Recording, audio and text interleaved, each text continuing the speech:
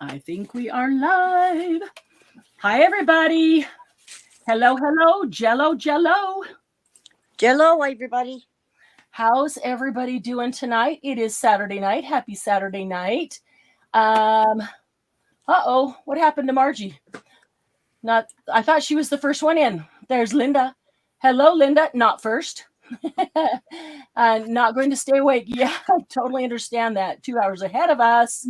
Hey, Margie. Happy to see you. Hi, Laura. Happy to see you. Hope you're planted firmly in a chair with a nice pillow behind your back, a little fuzzy in your lap, and your feet up to enjoy the evening. Let's see who else is here. Sandy. Howdy, Sandy. Good to see you too. Let's see. Scrolling. Keep the button scrolling. Sandy's got a corneal abrasion. Oh, that hurts. Oh no. Sandy. Oh, and thank you, Margie. Smash the like button. We really, really do appreciate that. Elisa's here. Hi, Elisa. Happy to see you. Happy Saturday night. Yeah, Sandy. I guess, sometimes the weirdest things with eyes, like I got cold sores on my cornea, and that's why I've been wearing glasses for 2.5 years now, because I can't get them to quite go away. They're like, they go away and can't stay away for 2 weeks, and then they're back again. So driving me crazy. So I feel for you, girl. I feel for you. They really hurt too. I hope you've got some eye drops to put in there to try to create a buffer and soothe it a little bit. My left eye has been swollen, almost closed all week long, and now it's blurry, and I've hardly been able to see all week long. So that's why I've been a little slow at things too, because I can't see very well because both eyes right now are being treated. Oh my goodness. Who needs eyes anyway, right? I am pulling on the surgical gloves. That's what I'm doing. All right. What happened to the TV? I did have YouTube on it. I do have YouTube. It just went into sleep mode. So, Hi, Sylvia. Sylvia, hello. Happy to see you, Sylvia. Checking in low profile. Oh, you can hang out a while too, Sylvia. It's okay. Low profile's fine too, but you can hang out. We kind of love having you here. And we may be small tonight, but we're mighty. It's okay. We'll grow as time goes on. But we're going to get started because we got a lot to show you tonight. And so we do need to get started in order to cover everything. Okay, so what we're going to do is, in case you guys didn't know, I think you already could hear, Glynis and Candy and Eric are here with me. Hi, ladies. We have to act like adults. Yeah. Can you believe that? Yeah. Marianne said everybody needs to go into adult mode for 2 hours. Eric's not having fun. Neither is Glynis. So, well, Glynis and Eric, I'm sorry. Oh, funny. Okay, so, okay, so maybe some of you have watched a video that Louise Heinzel did. It was a while back, but it was about, she calls it jazzing up her scraps. And she took a whole bunch of scraps and she put them in a great big bin, a deep bin. And then she sprayed them and flicked stuff on them and dripped stuff on them and, all the stuff. And then she stirred them all up and did some more of it and stirred them up and did some more of it. And then they were really cool looking. They really, really looked cool. So Candy was the one who saw that video and she sent it to me and she did it first. And they looked really cool. When I finally got around to doing it, I really liked what it did. I've got to throw this in, Marianne. Sandy says Candy just needs to click the mute button faster. I know. We're just trying to make it so Candy doesn't have to mute all night. Sometimes I forget that we're not on mute because I've taken myself off and forgot. Yeah. Well, we were getting comments like, Mom, you'll have to learn how. Really? Boo hiss. Yeah, like a paper salad. Yeah, Laura bought tongs, salad tongs, and she'd been tossing the paper like that. It keeps her hands clean. Nice. I had a really difficult time with it because when I would try to toss them around, they just stick together. And so I would spend more time trying to separate them, than I felt like I should. And that was a little frustrating to me. So I started doing it just one layer at a time. And I have the other one right here. I thought it was right here. It kind of is right here. I use this. This is an old plastic bin that the top cracked or broke or something on it. So, what good is it when you can't put the top down and lock it and put it on a shelf or something? So it made the perfect altering scraps bin. And then my trusty splat box, is an HP paper lid. There it is, HP paper lid. That's what I've used for years for my splat box. I think the paint just makes it stronger. So it works quite well. And so typically what I'll do is put them down in one, like start in this plastic one and do a bunch of things on them. And then I'll pick them up and I'll move them over to this one and let them dry here, because you can do several things at the same time. However, there are certain things you don't want to do until the first things are dry. Hi, Debbie Riddick. Yeah, you want to explain what type of scraps you're using? So yeah, I will. So that's my only reason for having the second one. If I move them over here, then I can be working on the next batch while these are drying, and they dry really quick. And then I can come back here and do my next, layer of stuff. And while that's drying, I can come back to this one and do the next layer of stuff on here. So I can have two boxes going at the same time and go back and forth. So my scraps are literally everything. This is a torn off piece of just like accounting paper. I can see the grids on there. Actually came out of a notebook. That's what was left from there. There's a scrap of music paper. I, would have used the rest of the page or, torn off the part that I wanted, and that's what's left. This, I love this. This is fast becoming one of my favorite scraps. This is the edge of watercolor paper. And I really love how the watercolor paper is coming out in the splat box. It's looking really, really cool. I'll show you a couple more later. This is packing paper, just that brown packing paper. And I had done a bunch of stenciling on it with metallics. And then you can see the deckled edge. I cut out some and used them, and this is what was left. So I just threw that in there. This is cardstock. And so I used, actually, I think this was the front, and I just don't like that, or it wasn't going to work for anything I was doing.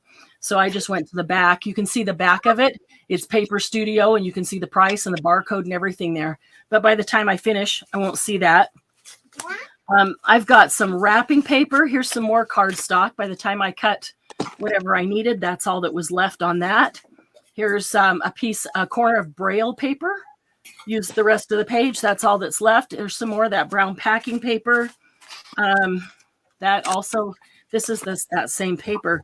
This one was wrapping paper. I've got several different kinds of wrapping paper that there were just, scraps of. So it's literally scraps of anything and everything.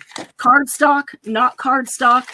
What I will put in here as well, that I'm really enjoying doing in here is, okay, this was the thick paper, or it's not chipboard, but it's that thick cardstock that comes out of a package, like a Tim Holtz or a Bow Bunny.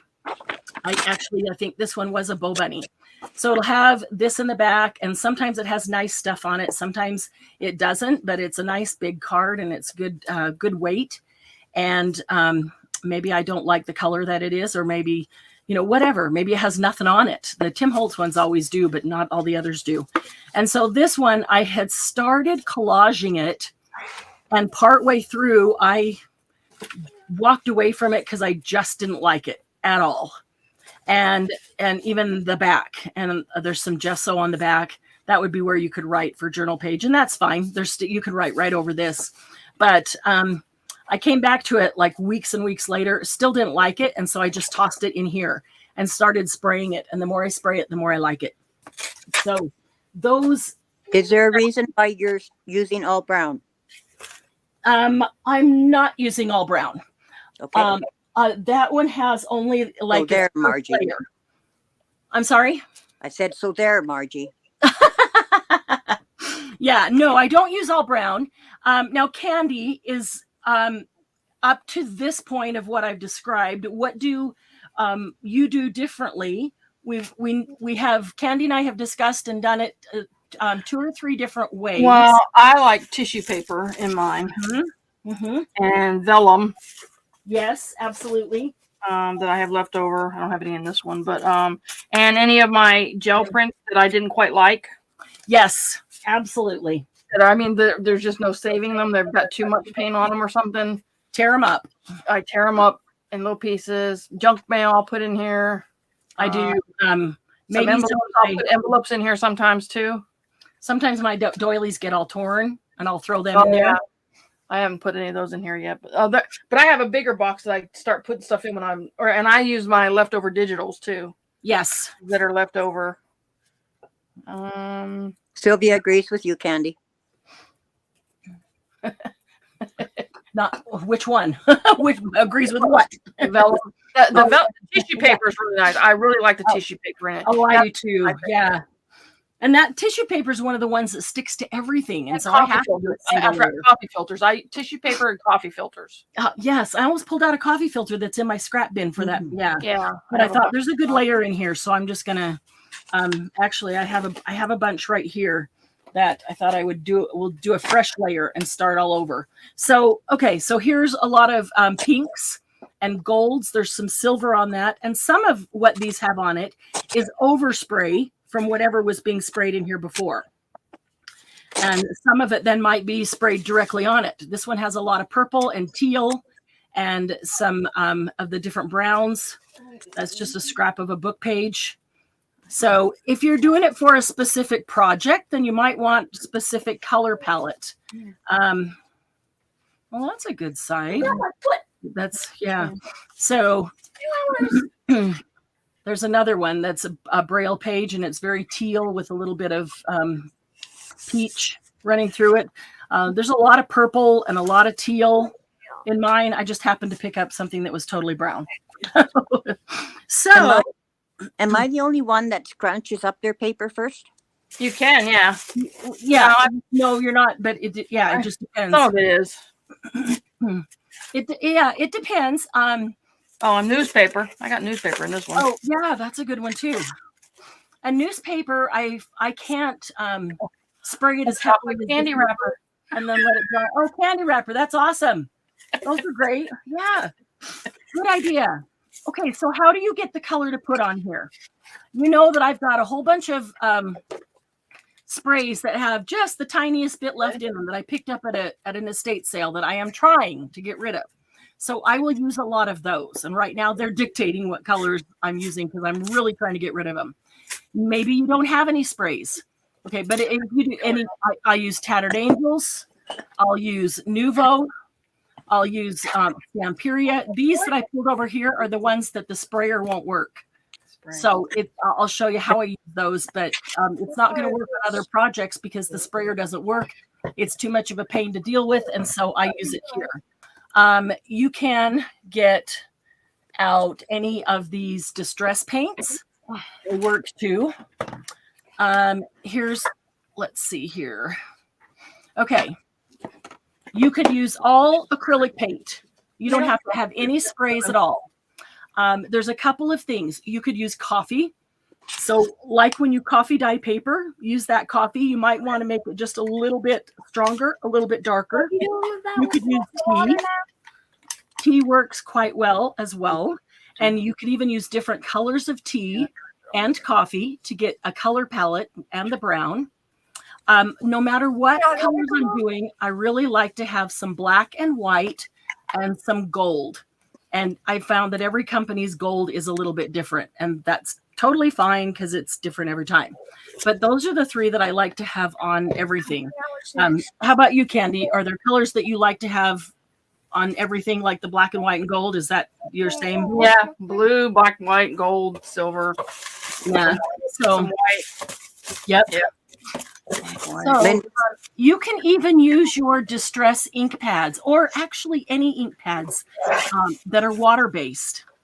And Candy, we're set up in a couple of different ways so that we can show you some different things. So Candy's going to show you how you can use your ink pads, and we'll both. She may have used sprays as well. I'll show you sprays, and then sprays where it won't spray anymore, and then how to splatter with the white and the black. I like to get some color on it and then splatter with the white and the black. And then if I need to, spray it with something just to tone that down. But I found when I go along and get a bunch of stuff done, and it's like, okay, it's got a lot of stuff on it now, but man, it's just missing something. I don't know what it is. If I add the splatters of white and the splatters of black, because I usually put the gold on when I'm doing the colors. If I add splatters of white and black, that takes care of it. It just always seems to give it enough. Linda says she likes to do her acrylics and splat with that and dump and mix, and she does her spray bottles at the very end. Perfect. yeah. That, you know what? Dirty paint water. Dirty paint water is great in this. If it's black or gray or whatever color you're using, that's totally fine. I just happen to have a bunch of square things that I just pulled out. They're usually all kinds of weird shapes, and I just lay them in here, and I don't worry if they're overlapped, and I don't worry if there's a space, because it's just going to hit something underneath it, and then I'll try to find something that can kind of fit in there to, get a few more things with some color on them. But yeah, if you don't have any sprays at all, you could do this whole thing with acrylic paints, and it could look exactly the same. And the way that you do that, like this, not that one, this one, this white is, I have several whites, and this is an older white. And so it was probably halfway down. And so I just filled it up with water. Hey, KK. In fact, I think I could probably use a little bit more water in here. So I filled it up with water, shook it up, and then I used the white straight out of here. So I don't even have to dirty anything else to put it in. Whoopsie. No big deal. It's my splat box. I just like to leave a little bit of room on the top to be able to shake it up, though. It shakes better if there's a little bit of room. So that's my white. Now my black was not quite way easier than the blue. And so I didn't want it to be, you don't want it to be thick. The runnier, the better. So I just squirted some black acrylic paint in here, and I added some water, and then I just watery paint, kind of mixed it up with this, spatula, silicone spatula, and then I just use it right out of here. And you don't have to spray it. And all it is super, super watery paint. So if you don't have any sprays, using acrylic paints, just pick whatever colors you want. You do not have to destroy everything in the bottle. Just squeeze some into a little dish and add some water and go to town. You don't need anything special. I'm trying to use up what I have because it takes a lot of space and it's just little tiny bits. So now I'm trying to get the white mixed up because I didn't leave any room on the top for shaking it up. Yeah, that's pretty good. Okay, so I'm going to put this back over here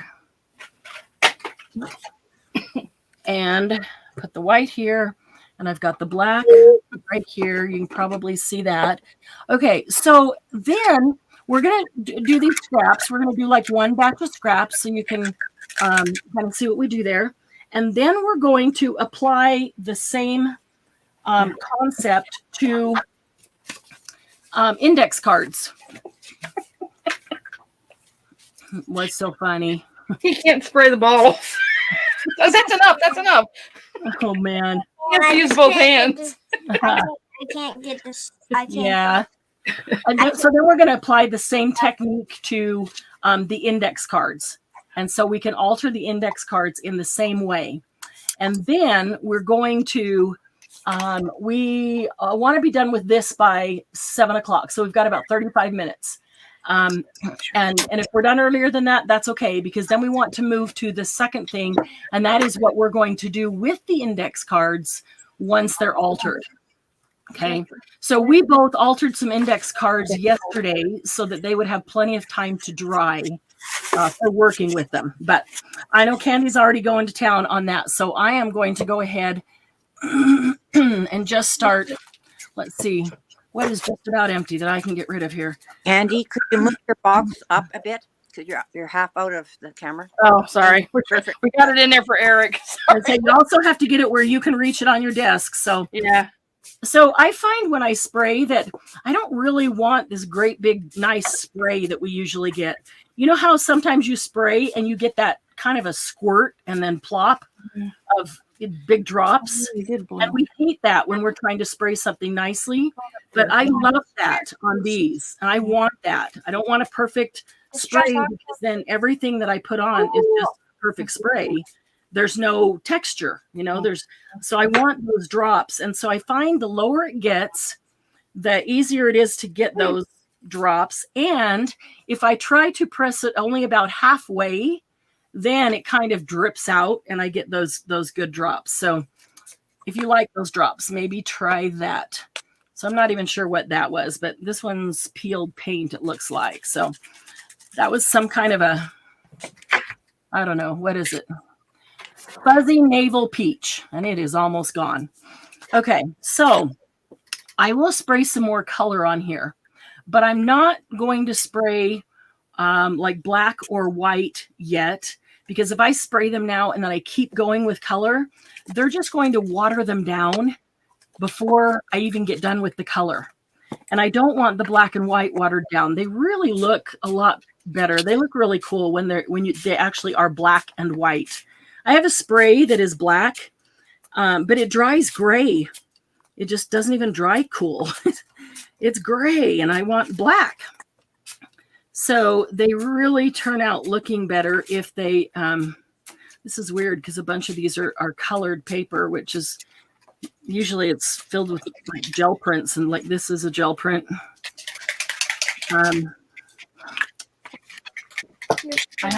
So some of the browns will help start covering the, and you know, I have to realize if this one is gray, I'm never going to be able to turn that light green or yellow or, you know, something. It's going to be a darker tone no matter what it is. I do have favorites of my sprays, and this is almost gone, and it's called Penny, and I really like it. It's one of my absolute favorites. So I hate to use it up, but I also like to use it because it is one of my favorites. I get this there. So especially on the darker ones, I like getting the drips and drops because it gives more concentrated and intense color, which can actually show up on the dark, like the gray, where a spray will show up nicely on like music page, but it doesn't show up very well on something dark. Hey, Lucy. Okay, so that's some Penny, a little bit of sparkle, and starting to add a little bit of darker color. Get that one out there where it's going to get a little bit more there. Okay, this is the black. I'll wait on that. It dries gray. Hi, Sheila. And I'm not sure I need gray on this batch because I've got a lot of gray on that paper. So, oh, I already did that one. What else have we got? Oh, let's do some gold. Let's use this one. It's almost up. Okay, so this is Stamperia Gold. Let me shake it up first. Do be sure to shake up. Most of your sprays will be have mica in them and need to be shaken. If you're not sure, just turn it over and look on the bottom. And if you can see a different color on there, then you need to shake them first. So the sprayer doesn't work. So I just tilt this probably a 45-degree angle. And then I just flick the hose that goes down in there. There you go. And as long as I keep it at kind of that angle and then just flick it right out, I can really kind of control where it's going. and it doesn't go outside the box. This is one time when I don't want to be outside the box. Too much, baby. You got it. Yeah, it wasn't even on the paper. So that's how I'll do that when the sprayer's broken. Otherwise, I'm just going to be, even if you try to barely drip it on, you're going to get great big splats, and then it just covers the whole thing and it looks like it was dipped in gold, which is sometimes cool because if I get one of those, then I pour it off onto other things and I have one area, but not the entire thing. What's this? It looks like some kind of a purple. Witch's Potion purple. Let's see what that looks like. And I save the white and black again until after I've done some colors. And because I don't want to put colors on top of the black and white right away and have them, all right, that sprayer's not going to work either. And have them dilute it so then the white looks gray and the black looks gray. And it takes away that contrast that you're looking for. Ooh, that's a really pretty purple. That's cool. Okay, so Candy, are you using the acrylic plate? Yeah, for Eric, because he can't spray these very well. So why don't you go ahead and explain to them what you're doing, how you're doing it on the acrylic plate. So what we're doing is I'm letting him spray it onto the acrylic plate, and then I'm watering it down a lot so he can With drip the spray it off. bottle? Yeah. Cool. And he's just dripping it off into it. Hello, Jasper. Hey, Jasper. So that's a really cool technique. If you want to use your distress inks or any other ink that is water-based, all you have to do is take your ink pad, rub it on your acrylic block, spray it with water a lot. Spray a lot of water so it's just runny, and then just drip it off onto these. And you get the exact same effect as if you sprayed it or did what I'm doing now. So that's a great technique. It's maybe you don't have any paint or any spray or anything. All you have is some ink pads. Absolutely do it with ink pads. This is one of those techniques that I think everybody who is, is incredible, has anything of color, can make it happen. That one's cool. Okay, let's see here.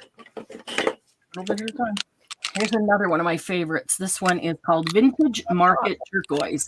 Over here too.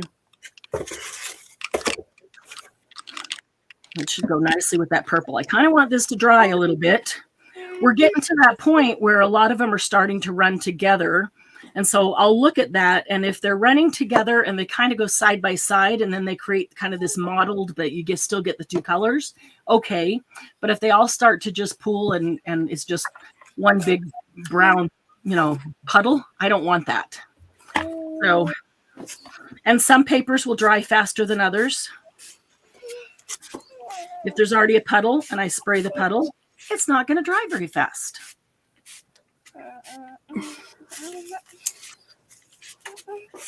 Okay. And it doesn't hurt to just move things around now and then. That little piece of brown has been covered the entire time, as has that one. And if I can't get everything seen, it doesn't matter because it can just sit there and get whatever it gets. And then as I move them out, it's the next layer and it'll get some from the next layer.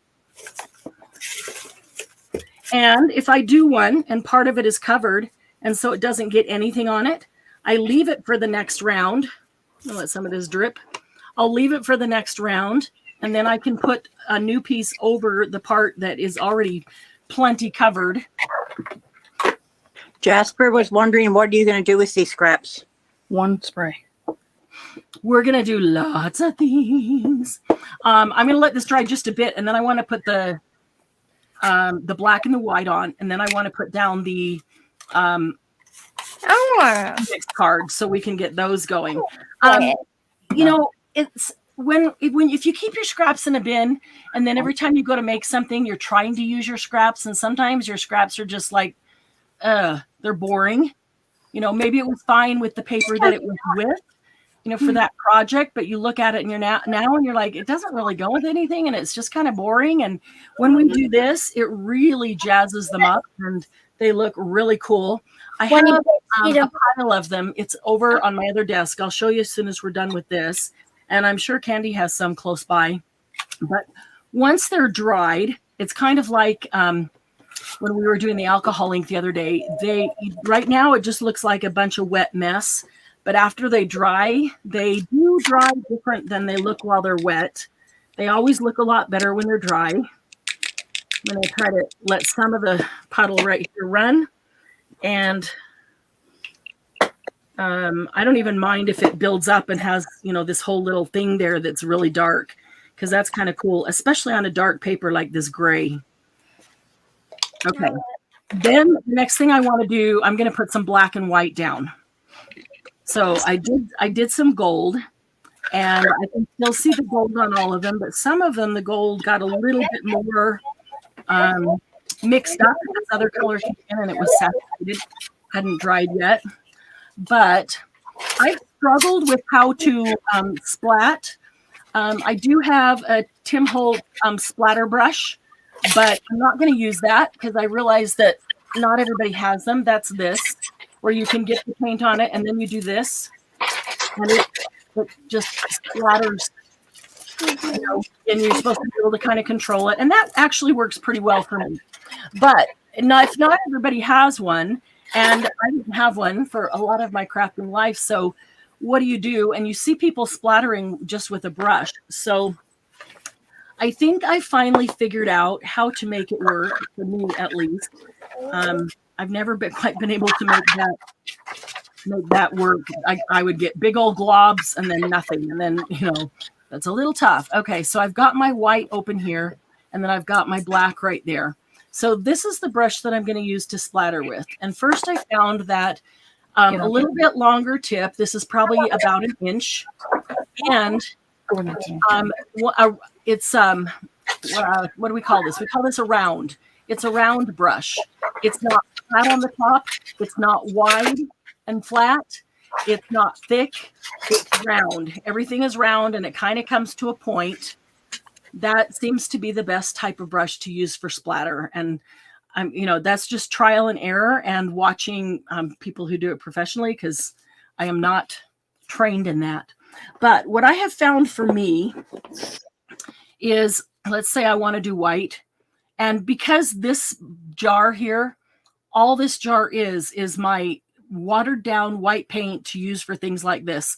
So I don't care about sticking this brush in it, even if I just stuck it in the black and I want some more white, because I'm not going to use this for anything where I really want white. This is watered down. It's just runny.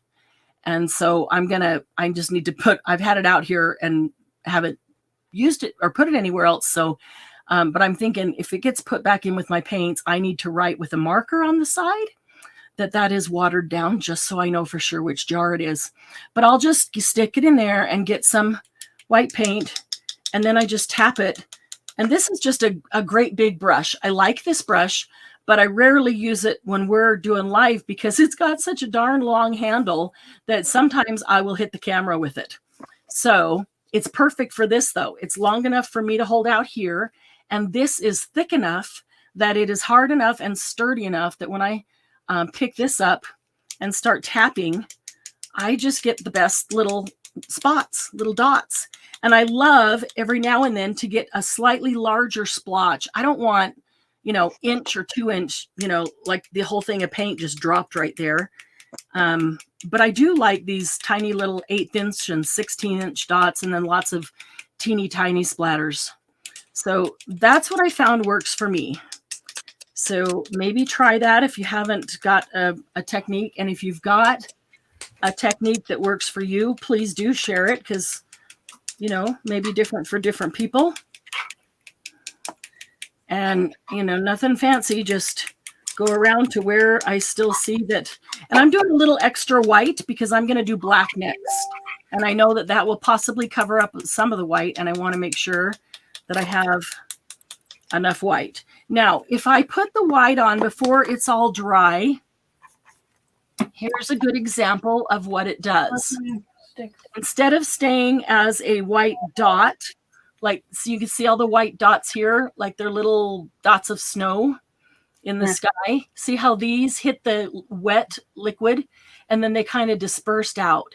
And so they become a softer, more muted. And knowing how you can get the two, you can get whichever you want, whether you want the soft muted or whether you like the white dot as if somebody splattered paint everywhere.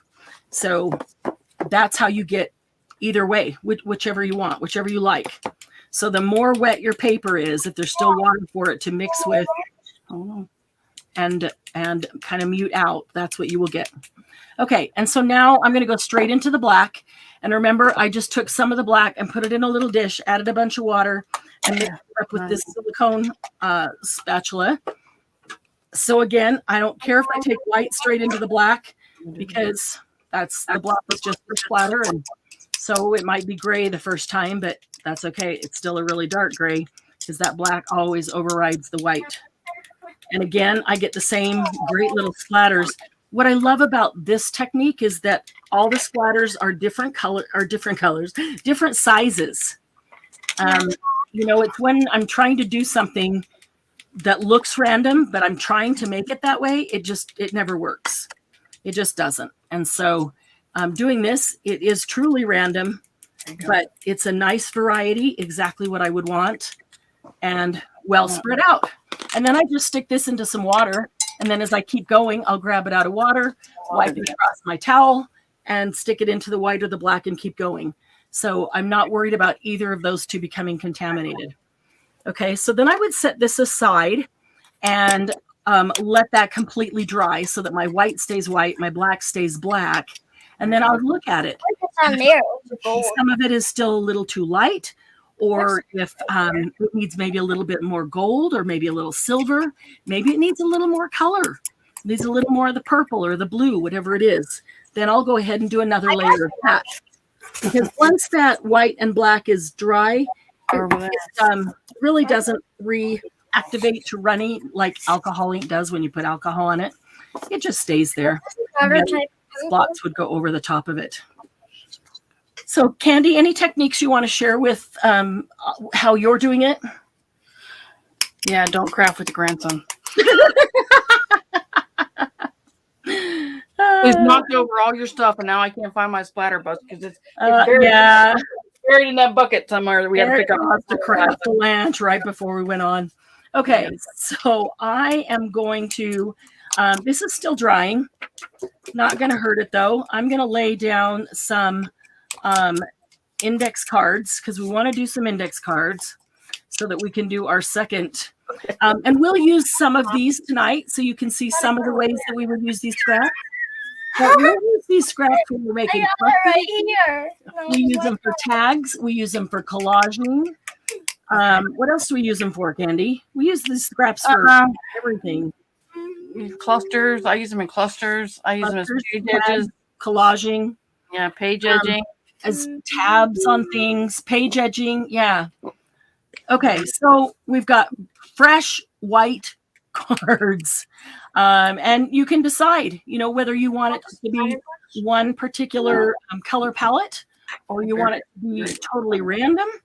I'm going to go, this is probably my favorite, and it's got a tiny, tiny bit left. It's called Old World Brown. And I really like this one. I really like this Old World Brown, and it's just about gone. So I should get some nice droplets, hopefully. And we'll get some of that Old World Brown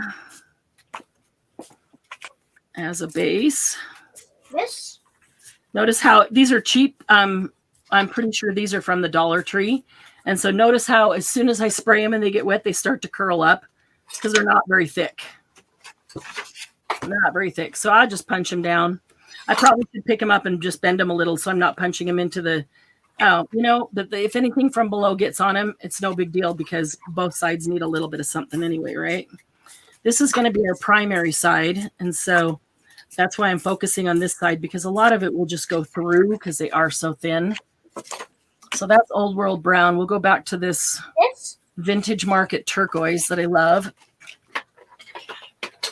I don't want to use the ones I love because I want to use all the others up. But those are the ones I want to work with because I love the colors. So On the floor somewhere. I hope I'll be able to find them somewhere when I run out. I haven't checked for so long. I don't even know if they still make Old World Brown or Vintage Market Turquoise, but I hope so. Okay, so now we've got some Old World Brown peeking through and some Vintage Market Turquoise. We need to get some other things on here. How about, this is a good one, this Stamperia Leather.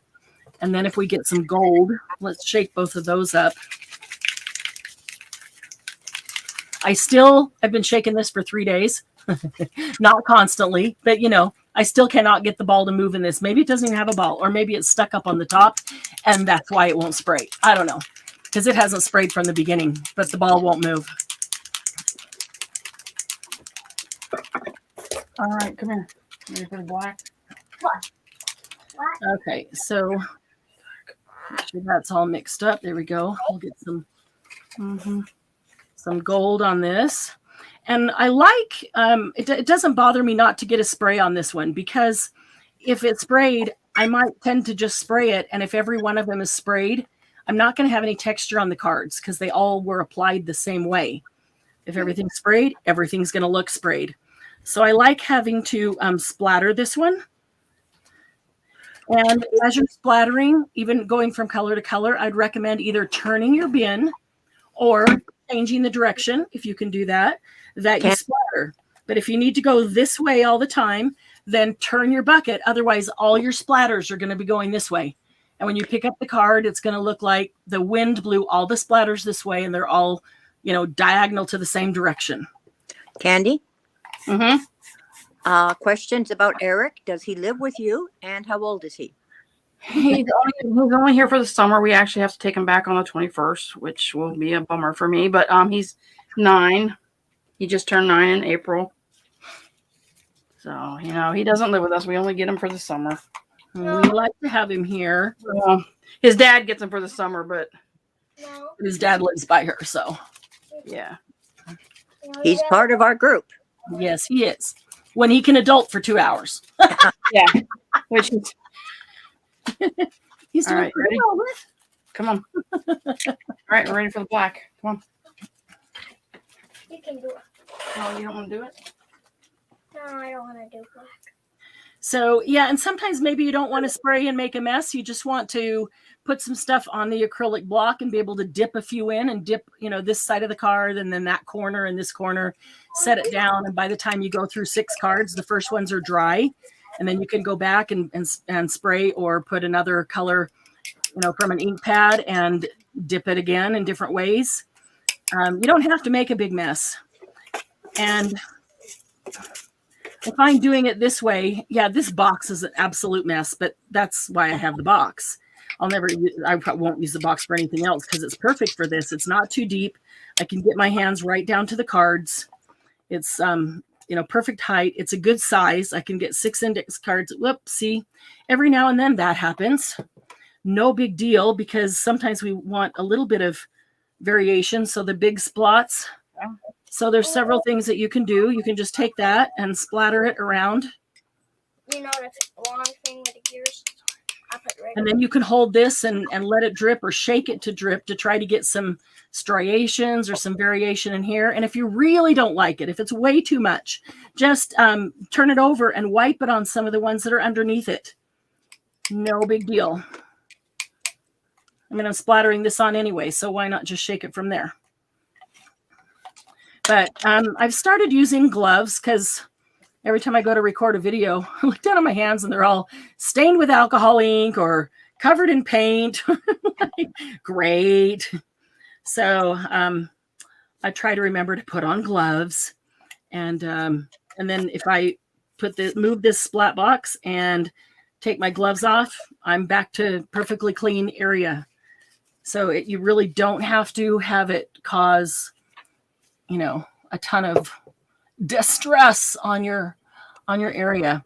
Okay, so let's see. We've got a little bit of browns. We've got some gold. We've got some turquoise. Boy, that color looks really weird on the TV. I just looked up at it. These are really super turquoise, but on the TV, they look like they're white with brown. Yeah, there's like a lot of brown. Yeah, and they're not. The turquoise is totally overriding. So I'm wondering if it's this light. I brought this light over for some extra light, but let's see if I move that, if maybe you can start to see the turquoise. Maybe it was just washing it out. I don't know. They're really, really turquoise. I'm thinking, what do I want to put on them to kind of help with that turquoise? Because they are pretty turquoise. But it's okay because I love that color. I'm looking for something that's maybe a little bit red.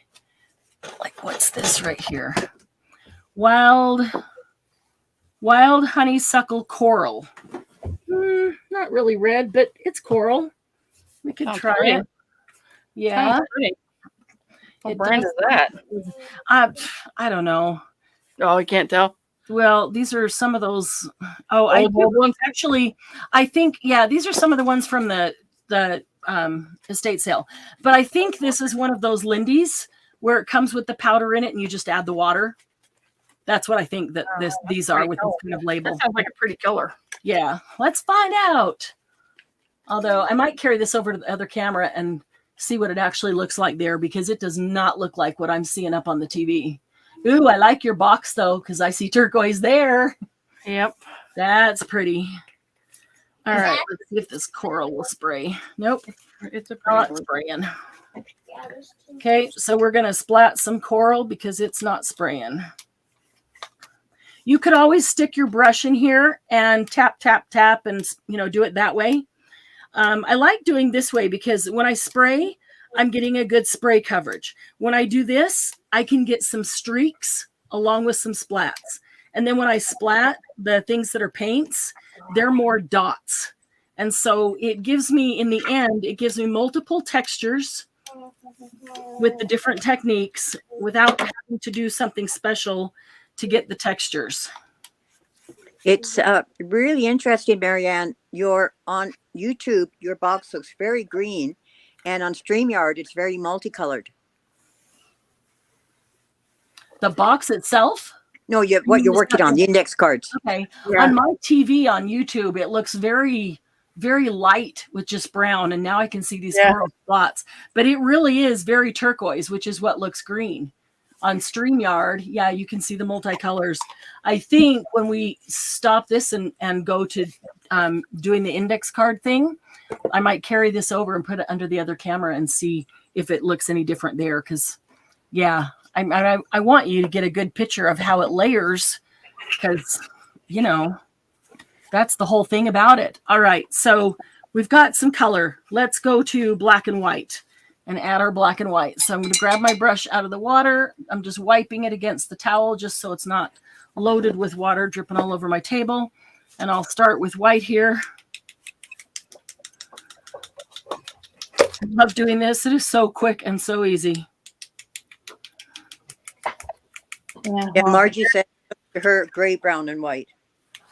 Yeah, I was going to say, it looks kind of gray on my TV. Yeah, and mine too. On YouTube, like this big spot right here looks really gray on YouTube on my TV. That's very weird because it isn't gray at all. Yeah. Okay. And now I'm going to stick this into the black.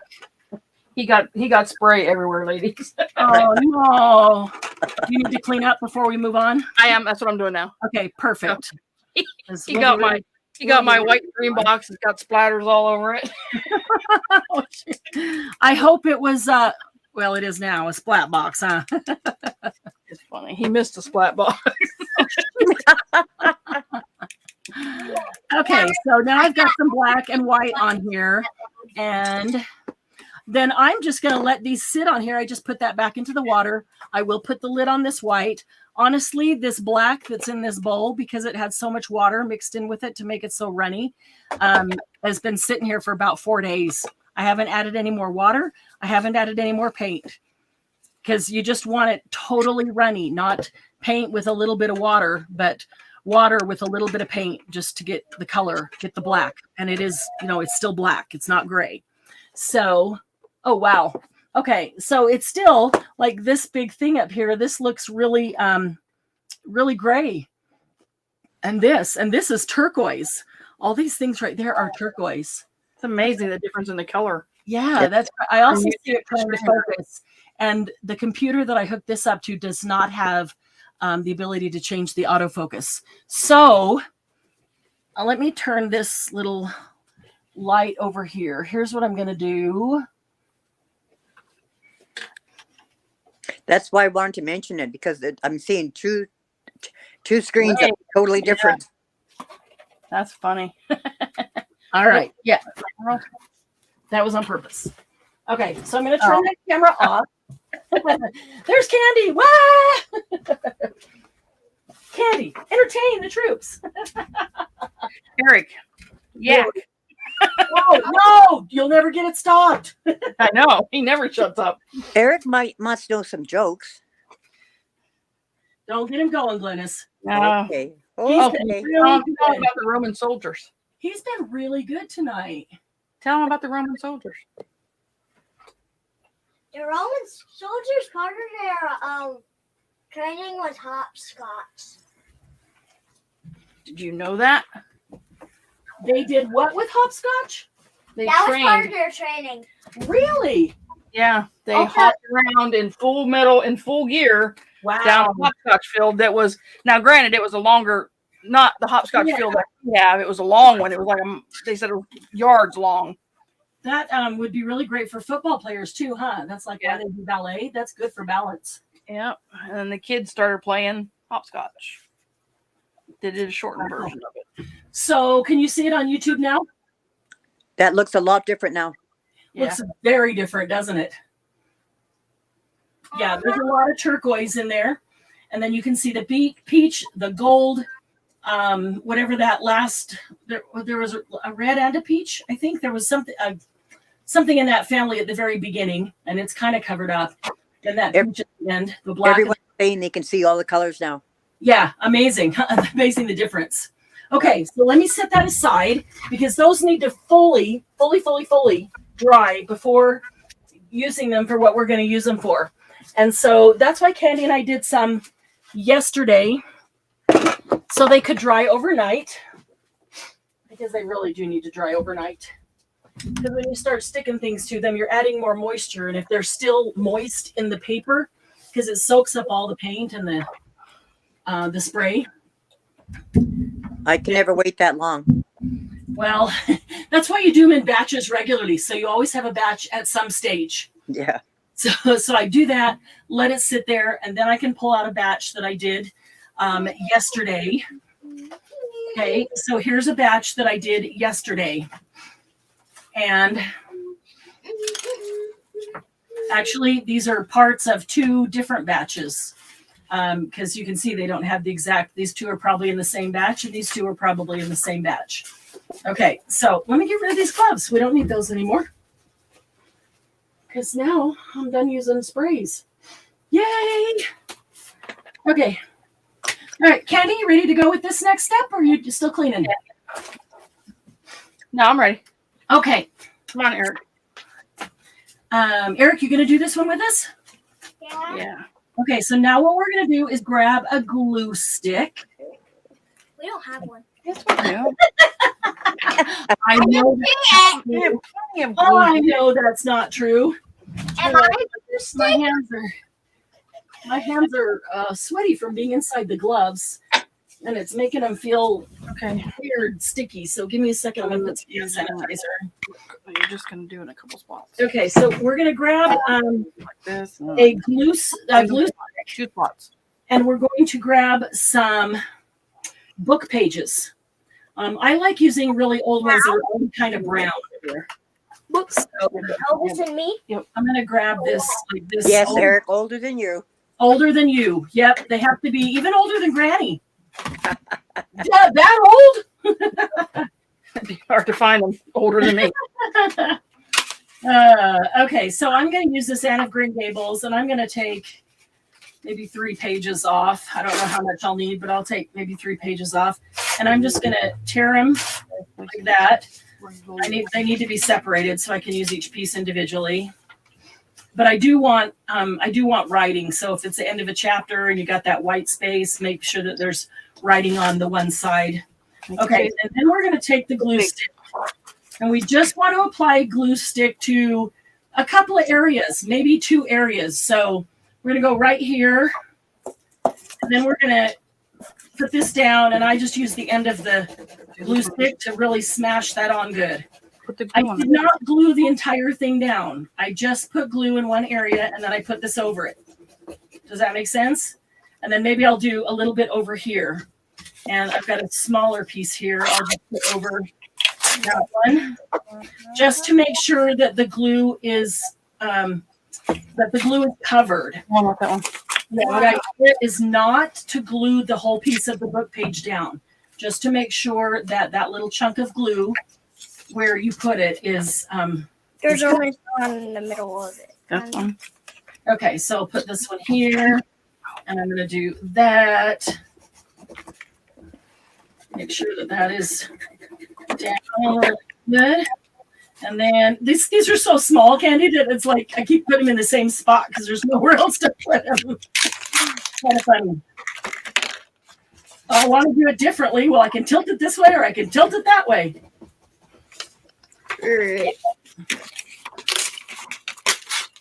So I've got just 4 here that I'll do as a lot of glue on that one.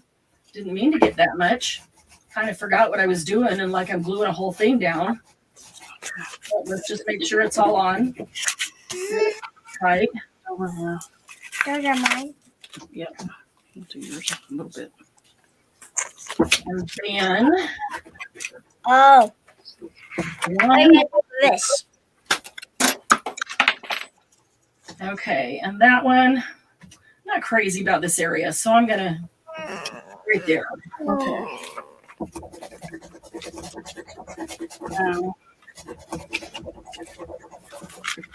Okay, That's small. I need to get one more on there. Let's just do a little bit right here. Here, squish So the that. smaller one. Squish There's the smaller one. Wait, here? Now, how long these need to sit on here Not too hard. really depends. I find that if it's really dry in the summer, if it's really dry, that within a couple hours, I can start working with these really easily. Right there. Right now, it is super humid. I mean, I walked in the door this morning after being outside a while, and he said, it's 100% humidity out there. Now, I know it's not, but it feels like 100% humidity in the house, you know. So it's taking longer right now. As it's so in the winter, if it's cold and dry, it's going to dry a lot faster. So I'm going to let these sit, That one right there. and I need to let these sit overnight because of the humidity, because I just, you know, in order for them to do what we want them to do, they need to be absolutely, completely dry all the way around. There we go. Let me stop that. No. Okay. What you're gonna do? Let's see here. I do want to show you what Sandy is working on. Ooh. So Sandy found a box. Sandy, is that a Bath and Body Works box? By any chance? I think I recognize that box. Those are pretty, great colors. Love her colors. And yeah, me too. And I see her white and black. They're looking really, really good. Get up. Yeah. You can see that pretty well. Look what you can do. And it's hard to take a picture down into the box because, you know, you've got that depth. It's a little harder to see. Those look cool, Sandy. You're doing great. Okay, so I'm going to set these aside because I want to let these dry overnight.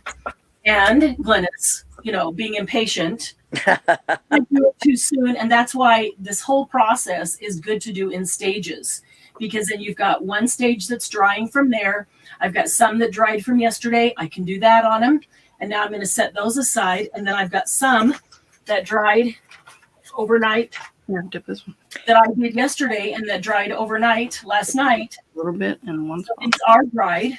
Okay. This particular technique is one that I absolutely love doing. Yeah. But if you don't let it dry completely through the paper, Mhm. it won't work because, well, all we're going to do is start ripping this paper off. Let's take one at a time so you can see it. We're going to rip the book page off. And Candy and Glynis, if you have a technique on this, let's tell if it's different. I find I get a better rip if I bend it back and then I keep it low instead of high rip. If I keep it like low to the paper and just pull forward or backward. You guys have a technique that The only thing I do is that I try to rip small pieces off it. Yeah, just little pieces at a time. Okay, so you start ripping off, and so you're left with just these bits of book pages everywhere. It's a great way to start altering anything. Everything but the paper. And because these are pretty small, I kind of like sometimes these little small areas here that are covered. I like one that's a little bit bigger. But if you don't want something this tiny, then you can just put a little more glue on so it's bigger spots. You control by how much glue you put down from the glue stick. A big thing that I do different, Marianne, is that I usually put my glue down in an S shape. Okay. That's an interesting thought. Okay. I want to do that one. Okay. Then you cover the whole thing with book page and pull it back, and you're going to get bits and pieces here and there. Yep. Okay. Interesting. Candy, do you have a technique for how you lay glue down? I usually just do the edges, Yeah. top and bottom, the edges, the sides, just different random. So you do it multiple Random. ways. So you're getting some book page on the edges. Yep. Some in So the center. More blue. you guys can I think about do that. two, some I do 4, some I do 3. You guys can think about that and think about where you might want, where you might want it. And it depends on what you're going to do with the item that you're putting the paper on. This is a really awesome way to start altering playing cards. Yes. Just put some glue stick, put some paper down, rip it off, and now you've got a playing card to work with because you've just got a base. And it only covers a little bit of it because I think playing cards are really hard for people. They're like, I want you to know it's a playing card, but yet I need to cover it up. I don't know how to do that. So this is a great way to start those. Sometimes for me, it'll depend on how much I like the background. What colors I've gotten. If I don't like it, I'm going to cover up more of it. You're still going to see through, to see some part of it. Okay, so let's go through and do the rest of these. Everybody is very impressed with your planning ahead, Marianne. Oh, look at that. She can plan. Thank you, guys. Thank you. Well, by nature, I am very organized and planned, but sometimes we get so many different ways. That is really Most of the comments are from our 2 comments. from Laura and Margie. Yep. They are falling off their chair beside themselves that I'm so organized that I have 3 different stages, right? Well, because as Margie says, she can't plan ahead for 5 minutes. You just wait, Laura and Margie, when you see what I've got. That's 3 stages, right? 1, 2, 3. All right, here. I have a 4th stage. You're going to blow their minds. Yeah. And between that, I went to the doctor 3 times this week. My left eye is infected and swollen. It's not infected. It has a cold sore and is swollen almost shut. Can't even see. Salvage. Managed to work on the website. Managed to get most of the orders out. I'm still working on orders, guys. As I'm sending the orders out, I'm sending you your tracking numbers. I'll have that. Salvage. I found I didn't have this is the craziest thing. I can't wait. I have to tell you guys. I am so excited about this. I found a company that will let me design our own custom trail mix or nut mix or candy mix and package it with our branding and our logo and call it what we want to call it. What's that? Is that not the coolest thing? That's pretty weird. Our own. So my first thing was, does anybody have peanut allergies? Of course, I don't really want peanuts in my trail mix. I want the peanuts in like the peanut M&M or chocolate covered peanuts. I just don't want plain peanuts in my cut trail mix. So As long as it's got M&Ms. yeah, I need to know if anybody has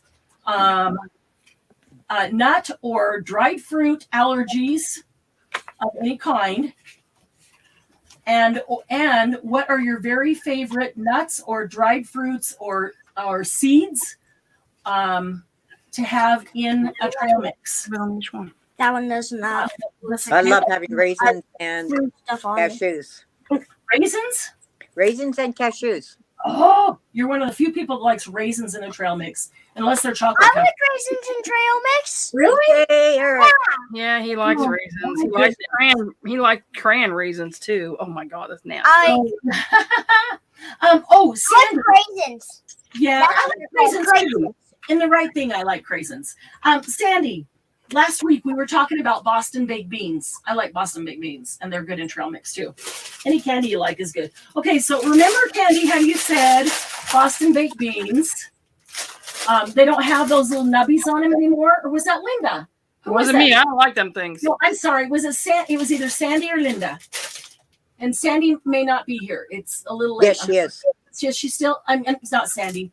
Linda may not be here. It's a little late on her side of the world. But Sandy's still here. So Sandy, was it you or was it Linda? She said it was her. I thought it was Sandy. Yeah. So okay. So these are Boston baked beans, and they are the smooth kind. What's that? But this is what you were talking about, right? Yeah, that's the regular. I love these. These are not Boston baked beans. These are French burnt peanuts. So apparently that's the difference in Boston baked beans and French burnt peanuts. And to me, they're kind Have of you sort tasted them to see if they taste the same? I can. Excuse me one moment. We are not moving on, are we? Debbie is still looking for the chocolate Twizzlers. Oh, Amazon. Yeah, I I saw that. found them. how much? I don't know. I don't want them. I was like, they do have them on Amazon though. Yeah, I can't remember either. I I don't just know saw how them much there. they are. If they're super expensive, that? contact Hershey and get We got whole thing of worms. Laura says, laughed and craft and chomp. I know, and these are crunchy. So now I'm doing cellophane in your ear. Now I'm going to be crunching peanuts in your ear. But for a good cause. I know. I'll never turn down Boston baked beans, so Oh, I love them. me too.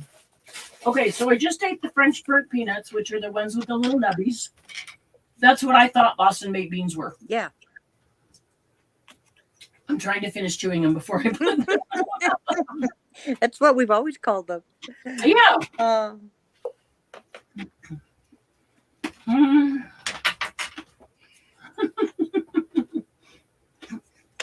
Debbie says, I like salted peanuts with candy corn. Ooh, Mm. yeah. Which Debbie? Debbie, right still. No. Candy corn. That's funny. Candy corn I don't like. I am not entirely opposed to candy corn, but I can only handle it now and then in small doses. But now and then I like it. I can eat the M&Ms with the nuts and pretzels, and I can do raisins in that one. They taste the same, except the outside crunches differently because this one has nubs and this one's smooth. But overall, I think they taste the same. That's Pretty cool. much. Yeah. So I guess it doesn't matter which one, right? Not if it tastes the same. Now what? You guys would taste them and go, they are not at all alike. Okay. So now that we have torn these,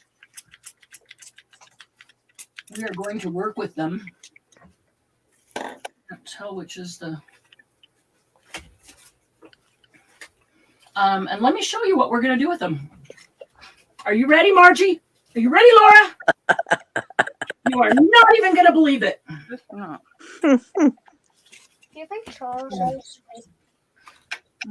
Oh, cool. That looks great. Can you put it on yourself for a second? I probably can. Oh, there we go. Now you can see it. That looks super. Okay, so Jasper, you're wondering what do we do with the scraps? This is one of the scraps from the spray right here. The entire index card is one that, obviously that we just sprayed.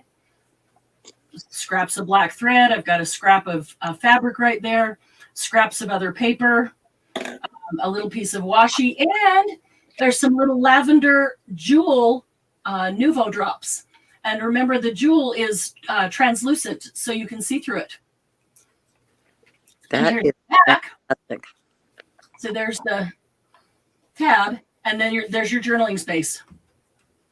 And so I will flip them over and just give them a little bit of something, because a lot of it soaks through. A lot of it does soak through. So I will look at, do they need anything? And these seem to just need a little spray of gold. So you can still see all the writing really well. See, that one soaked through differently. And probably, I don't think it needs anything. So, okay, so there's one sample. Here's a second sample. Oh, that's great. Okay, so same thing. You can see the book page peeking out that we put down underneath it. And there it's peeking out up here too. So this one is kind of in an inspire theme. I love these old trees with the old roots, and the sunset is always inspiring to me. And then this is like embroidered gold on that fabric that was just a scrap, and it's kind of like the moon, the sun coming up or the moon going down, or whatever you want it to be. And it's just kind of botanicals, and where it just inspires everything and anything that you want. And then this one, I just thought it was so beautiful to have the botanicals. It's kind of a botanical theme. The little number down there, I just cut off of the end of a ticket. You know how these tickets have numbers? I just cut the end of the ticket off, use that number kind of like on the specimen cards. And then I looked at it and went, wow, that is just perfect for an eyelet and a little flower of some kind. Yep. So I put a little eyelet in a rusty tone. And do you see the little sewing stitches around the edge? Can you see that? Yeah, it shows up. Okay, that's pen. That is pen. I wanted to do this all if somebody does not have a sewing machine, does not sew, does not like to sew. Oh, see, you can see I forgot this side. I did it all the way around and missed this side. So we'll just finish that off real quick. But when you look at it on this, you cannot tell the difference. And I don't want it to be perfectly straight. I want it to be as if I'm trying to sew it and I can't sew straight. It just makes it look more rustic, more realistic, more authentic. And here's a third one. A third one. I know, fall off your chair. So this one is kind of a travel theme. Travel by horse and buggy. That's an advertisement. And here's a new one for new tires and wheels, buggy wheels, which is hilarious. A ticket. And then the back behind that is kind of a part of a ticket. Route 66, you can see our book page peeking out.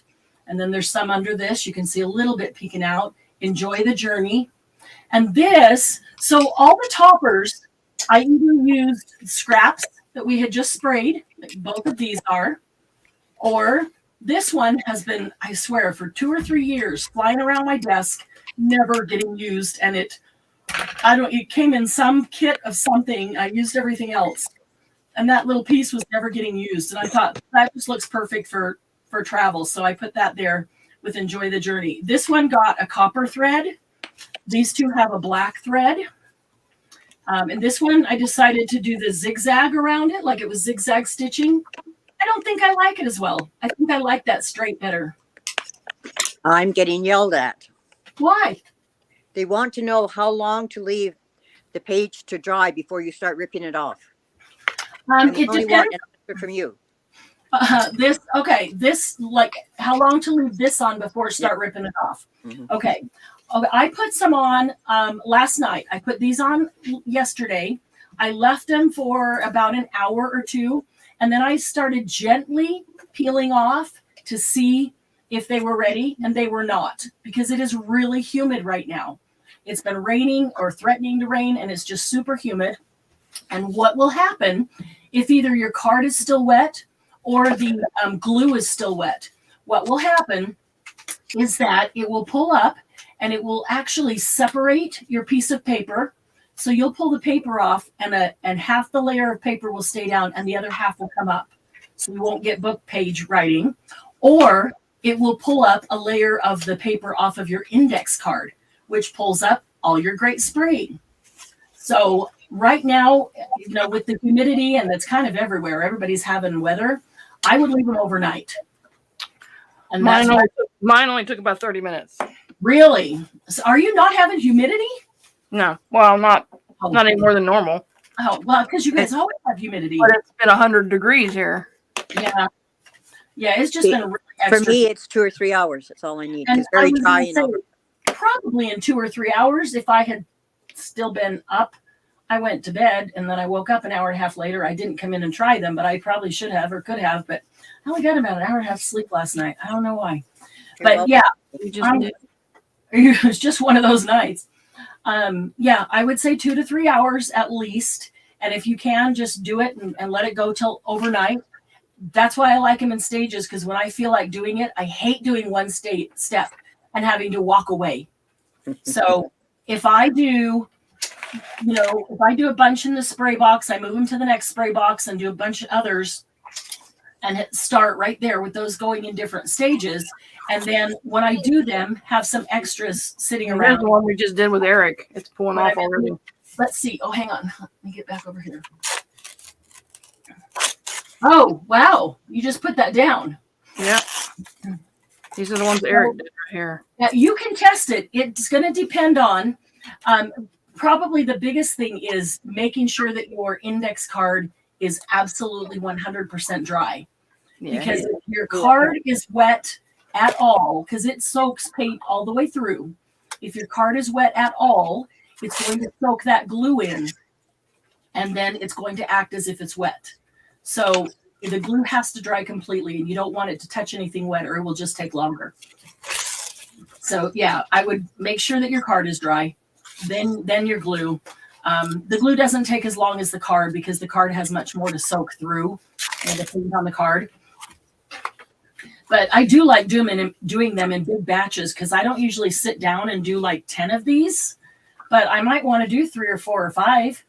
And then if I still have a bunch of these and a bunch that don't have book page and a bunch that are just barely colored or whatever, I've got some at any stage that I could do, and I can start a couple more. So I've always got some ready to go.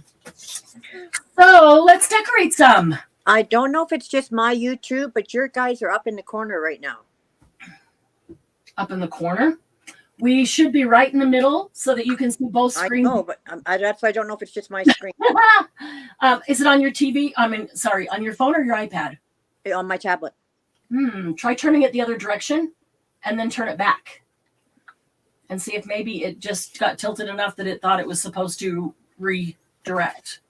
Okay, I've never done that. It worked. Did it work? Yep. Whoop, whoop. We love it when it works. We like the easy directions. Tilt it left and right. Okay, fixed it. They're saying that they like to do what you're doing on ETCs and playing cards and library cards. Ooh, yes, library cards are fantastic. Marianne, I'm getting robot voice. We're getting robot voice and echoing. Is it me or Glennis? Is it me or is it Marianne? It's me. I think it's Marianne, but I can't hear Marianne at all now. Yeah, I was gonna say I just lost her. Yeah. Marianne, we got robot voice again. Oh, we lost Marianne now. No, she just probably went out and come back in. She had to do that the other day too. Yeah, you sound fine. Okay. I was like, was it me or her? It's happened to both of us. Yeah, it's happened to both of us, huh? Have you done robot voice before? Mm-hmm. Yeah. When you talked, it sounded like robot? I guess. I don't know. I didn't hear it. They heard it. All right. Well, good news, Eric. You sound good too. Darn it. Huh? Huh? It just has to be what? Yeah. Oh, let's see.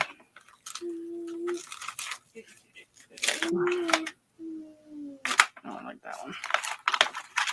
Yeah, I have those rubber stamps, the stitches. I think they're great. Yeah. I don't have a sewing machine. I love those. Well, I have a sewing machine, but I'm not going to do it tonight. The problem is remembering I have them. Oh, yeah. And pulling them out. I mean, maybe Eric wouldn't dump all my stuff. You would have dumped all my stuff. Yeah, it was you, not me. No, that was you, not me. Him and Charlie have been in rare form today. No, Yeah.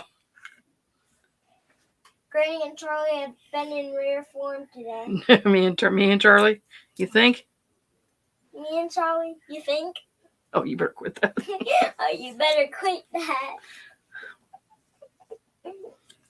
Or I'll whoop your little butt. I'm gonna whoop your butt.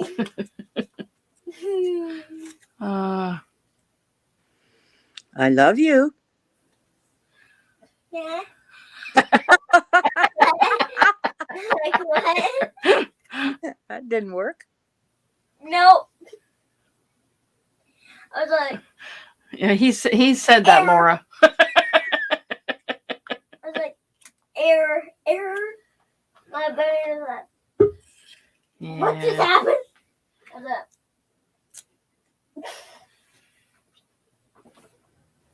Oh, hello. It was me. Oh, My computer good. decided to do a complete restart. Oh boy.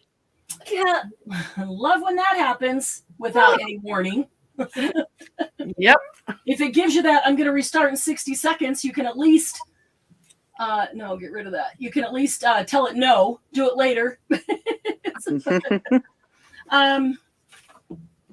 We were just talking about the ATCs or library cards or book page or playing cards. Button. Yeah, this is a really great way. I look at playing cards and I have a hard time deciding how to start, no matter what I'm doing. And so no matter what I end up doing, even if I cover this up with something else, it's a way to break the page, a way to break the playing card. So now it looks more like a palette that you could work with. So yeah, do the same thing. Just sit down with a stack of cards, put a little bit of glue on them. In fact, you could just go in a Z or an S or whatever and slap a whole page over it and then pull it off later and get whatever bits and pieces. Sometimes they are little bits and pieces. Sometimes it's a bigger piece like that. And then have these sitting there. So when you want to alter playing cards, they're ready to go. You don't have to do that and then wait for them to dry. I should have turned on the sound on my TV so I could hear what you were saying, Candy. It was mostly Eric. Oh, that's funny. So remember I told you that one of my favorite things is quickly becoming the edge of, like, this is watercolor paper. And when I cut off that edge, isn't that pretty? Yeah. What a great page edging, or border or top of a belly band or the top of a pocket or something. It's just cool. It's just, I love the way that looks. Yeah. And I only spray one side of these because, you're not going to, this is not something that I'll use in two sides. I only spray one side of all my scraps. Yeah. Well, yeah, sometimes the other sides get sprayed accidentally, but these I just make sure that they only stay one side. So I love those. They turn out really well. Here's a page that I had cut the whole edge of a 12 by 12 with this border punch, mostly to check it out. And then I ended up cutting off part of it and using it. And so this scrap was left with the border cut on it. And that'll be fun to use now that it's altered. Yeah. That is. I had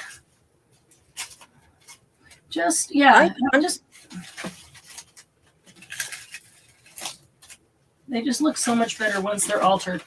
I was looking for, I thought I know I cut it. Glennis, were you going to say something? I said hello to Dawn. Hi, Dawn. Hello. Good to see you. I know I took my circle punch and cut out, and I didn't use it, so where is it? I cut out a couple circles.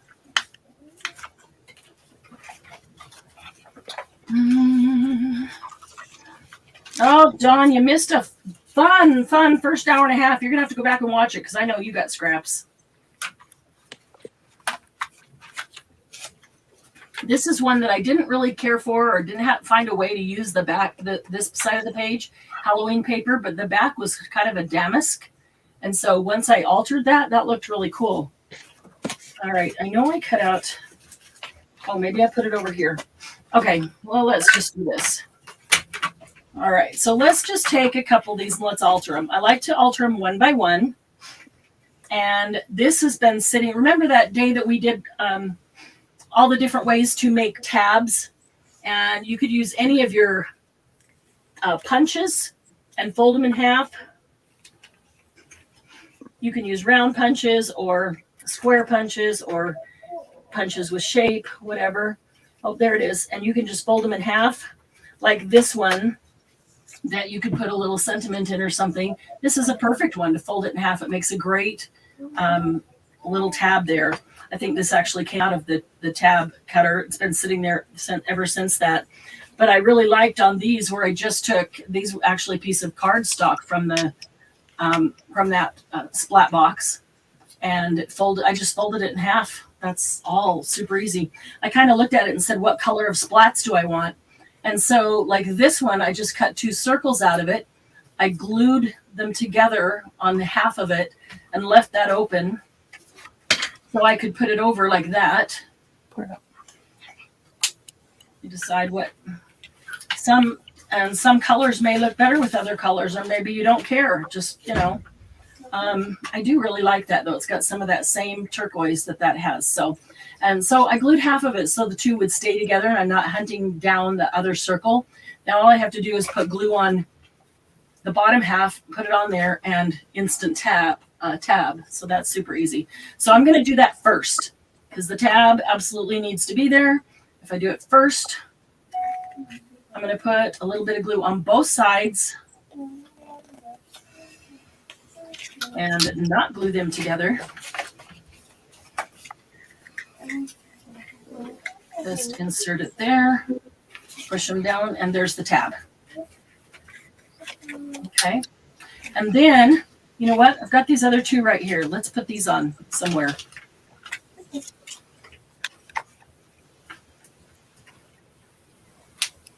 It's very yellow compared to that page. Maybe it'd be better with more of this golden brown.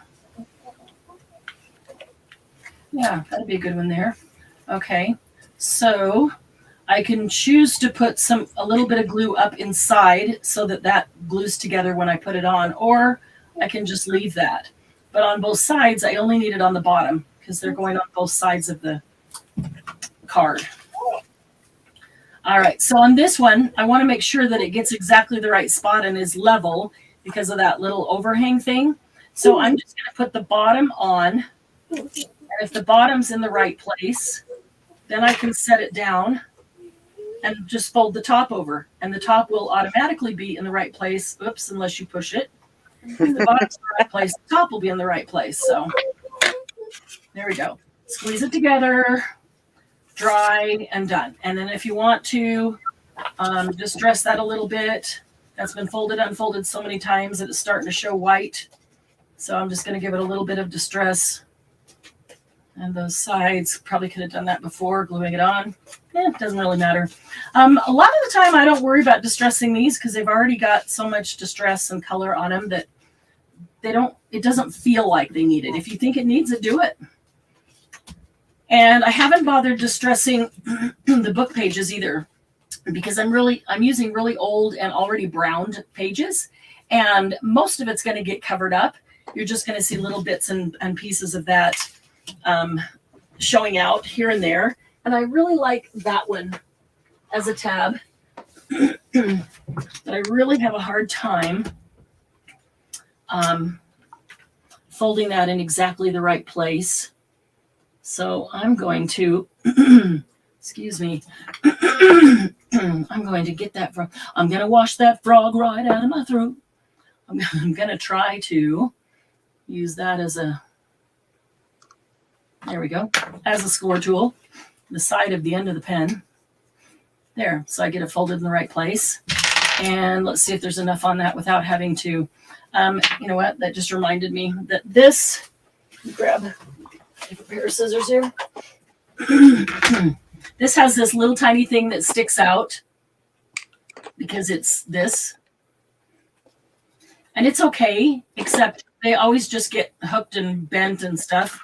So when I use this as a tab, I always just come over here and cut that little hook off. And I just kind of follow that circle where it's going and just take it in a little bit so that the hook, you could take it straight up if you want, but not much, just enough that that little flap of hook isn't sitting out there, because I don't like that all bent all over the place. So I'm going to give it a little bit of distress on the edges just so I don't see all the white. Easier to do now than after it's glued on. Let's get rid of that. Is everybody asleep, Glennis? They're talking about calamari and Italian food and squid and octopus. They're breaking plates. Oh my gosh. That's kind of hilarious, you know. And Margie just said, I'm not. Oh, I thought you said I'm not a nut. And I was going to disagree. She says I am a nut. Sorry. Why is that? Margie, I'll bet you don't like calamari. Or squid or octopus, actually. Well, she doesn't like brown because it reminds her of chocolate. And she loves chocolate. And I might eat the ink. I don't like brown because I like chocolate. It reminds me of chocolate and I want some, but I don't have any. Therefore, I don't like brown. I love that reasoning, Margie. Yeah. Here, I have red. Do you like red?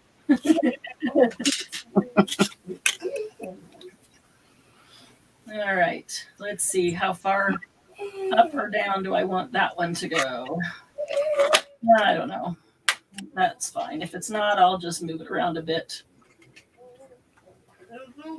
Looks like I could have straightened out the die or punched before I punched it because the words are going at an angle. Can make it a little Now they're talking about the ratio of chocolate to nut. Oh gosh. More chocolate than nuts. The last flavor in my mouth needs to be chocolate, not nuts. Funny. Okay, so there's 3. Let's start with that. There's 3 that have tabs on them, and I usually do one and work one all the way through and then do the other. But if you're doing them for a book and you want them to be of the same kind of theme, or you're doing them 3 different themes, but you know that there's a couple of elements that you're going to use it's the same, do them, you know, I just happen to have 3 tabs sitting there. They're all very different, but all 3 are sitting there. Okay, so now I need to decide, do I want a theme? Do I want to, I need to close up these bags so I don't end up spilling these bags all over the floor. Because I set them on the tray next to me and I'm really afraid I'm going to bump it. And I am not picking up 1,000 Boston baked beans, however many that is, off the floor. Margie says she's really paying attention to you, Marianne. Just what was it you said? Yeah, I thought so, Margie. That's awesome. All right. So a lot of times I'll just look around and see what's on my desk because there's always so many odds and ends and bits and bobs, and there's scraps on the floor, and there's stuff from this project or that project, and I'm looking at, you know, what can I use? What can I use up? Let's see. I want to see what's in this little thing because I don't think I even looked over at this one. I'm going to keep things that are fairly flat because I want to maybe be able to tuck them into a tuck spot or a pocket. I'm not sure. It won't get glued down because I want to be able to use the back as a journal card. It may get clipped to the page with a paper clip. Okay, and where this is hanging over, I will just cut that even. You don't have to. Some people don't. Let's see. Okay, we might could use some pearls. That's the start of a hidden paper clip. Some leftover plastic paper. That ticket is flat, but that little charm on there is not. Here's one of the. Would you do that on a little card, Glynis? On a frame like that? It's like a plate. I rarely use frames. I just never sure how to use them. I don't use them a lot either, and I would like to start using them a little bit more because I don't use them very much. That might be cute. I like that better. That one is kind of pretty. Just looking to see if there's any bits and pieces in this little bowl that we could use. Well, there's a different frame. That's a round one. Sometimes the way I'll use a frame is to put like over the edge. And so it's more of a design than a frame. That's a cool idea. Laura says she would use the frames. Okay. On it, would you use it on a small thing like this, Laura? Because I think that might look kind of cool. All right, so that's about all that's in that one. Oh, I'm reaching way over here. I don't think I've gone through this one either. I went through the others on my desk and tried to just pull out what's usable in there. Hi, Christy. Hey, Christy. Or you have to leave. Bye, Christy. No, she says she's very late, but she's here. Oh, so glad you're here. Better late than never. You probably, Christy, knowing you, you'll probably want to go back and watch this one. The first hour and a half of how we got here with the altered cards and then prepping them here and then tearing off the book page. And now we're decorating them so that we can end up with something like this. So I think you will probably want to go back and watch it. This is a punch I have, and I just punched these out of a magazine page. Really flimsy, but it doesn't matter if I glue it down. But when you go like to the magazine pictures or advertisements are the best. This light pink, it looks like pink here. It's actually part of a person's face. You cannot tell. I just remember punching this out because I was so amazed there was some sunset behind him. There's a little, all it is the antenna. So it makes the color just float together so nicely. It was, kind of cool. So don't forget to punch magazine pages. Don't look at what's on them. Just look at the color and then move your punch around. There's a ticket. I've got a lot of these. There's one I punched out of something red. Let's see. Here's another one that could be used as a tab. It would need to be altered maybe because it's just kind of periwinkle. Black. They could be used as silhouettes. Just to see if there's anything that kind of sparks my interest. Oh, okay. That's a border punch. That is buttons and a needle and thread. That might be cute on one for the sewing journal. Okay, I remember when we did those now. Let's see. I might use that. And that is sandpaper.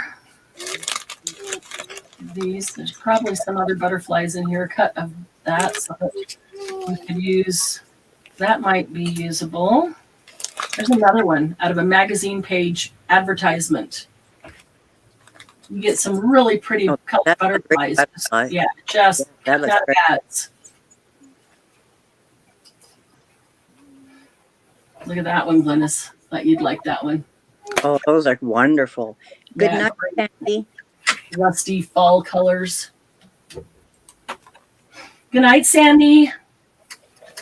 Sleep well. Talk to you soon. Okay, I'm looking for some bits that we can use on here. I'm trying just to gather a few things together. Maybe I won't find anything in this bin, but I was hoping. Well, you had two good butterflies.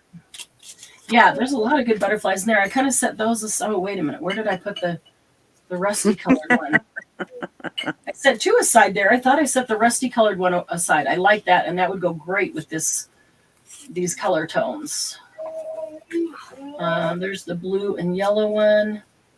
There's the rusty one. That's the one I want. Okay. And that would tie them all together. Yeah, there's the beginning of a cluster. All right, this may not be where we're going to find a whole lot, although that may be usable. Let me figure out what to put on here. Cute. Oh, there's a wooden word that might work. To decorate it. That's my story, and I'm sticking to it. We need a wine bottle, but I don't have a wine bottle. That's my story, and I'm sticking to it. All right. Okay, so excuse me. This I'm one. gonna go with Too big. this We can put it like that. No. round one here. That's very pretty, and I like this ticket Get your with this little teardrop pearl Oh, one this one, on one this. there. So I'd like to use that, and so that's got pink, kind of pinkish purple and greens. I guess that maybe that's kind of botanical. So, oh, Candy, I forgot that I had this punch. I found a bunch of these That's this one. teeny tiny jars. Yeah. that I'd punch these out of magazine pages. They're kind of like yours, they're just teeny tiny. I have a die. I know. We'll punch it to do them one by one. Okay, on my desk was sitting this little envelope. I thought that would be cute. Oh, you know what? Let's do one that is kind of in the theme of letter writing, that kind of thing. How about that? I think this one would be a good one for that one. So this can go with that one. And I do like that. I will probably use that with it. Oh, look at this. That would be pretty on one. Maybe that will go on this one. This one will be more botanical. That one will be more about butterflies or winged things.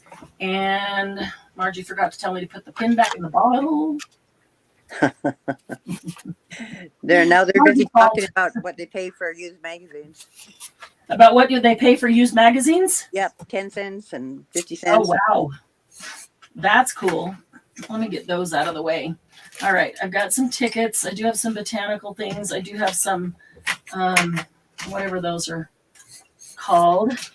I found one little Tim Holtz person here. Oh, here's a butterfly that I Margie did. just said to put the pin back in. Thanks, Margie. Daylight and $1 short. I did this butterfly out of Nouveau Dream Drops, dragon scales. Kind of shiny. Kind of, if you look at him, I can see the iridescence. I'm sure you can. Yeah, It's you can probably see. No, you can see it quite well. Yeah, okay. I'd say it's probably just reflecting. Okay, oh, this will be cool. I've got some little books that will go well with the letter and writing. And I know in the charms, I pulled out a bunch of charms. I know in the charms there is a little nib. That will be perfect charm to put on this one. Yes. That'll be real cute. Little pen nib. That'll be perfect. All right, so let's do this one first because we've got several components that we want to use on it. And you don't have to build it this way. I kind of look at what kind of things do I want to put on, and then I decide how I want them to be on. Other people will just start putting things on. Now, I know that I want either a letter, a word, or a phrase. I like dictionary words with the dictionary definition up here, something like that. So I've got, these are cut out of a really, really old Bible dictionary. I just took out the words that would not necessarily be related to the Bible that would work on anything. So they would work there. I do want to put some thread under it, gives it some good interest. And then I kind of want something in the background, and then I need a couple of, how clustery, how we do the cluster kind of thing. I do want to use this on it. And so I don't know if I want this over here or I'm not sure yet. But I'm going to want this envelope, and then I'm going to have to put something in it. I am going to want this little set of books. I think that's from, is it Mente or Stamperia? One of those new ones. And I'll use that little nib, and I want to use this. Okay, so I do need something as a backdrop there. So let's see. I've got this. I don't think tickets really work great, but this might. What is this? Botanica in Originale. That'll go good with our botanical one. And there is some greenery. Okay, there's a couple sizes of greenery, botanical that we might use there. What's this? Marking.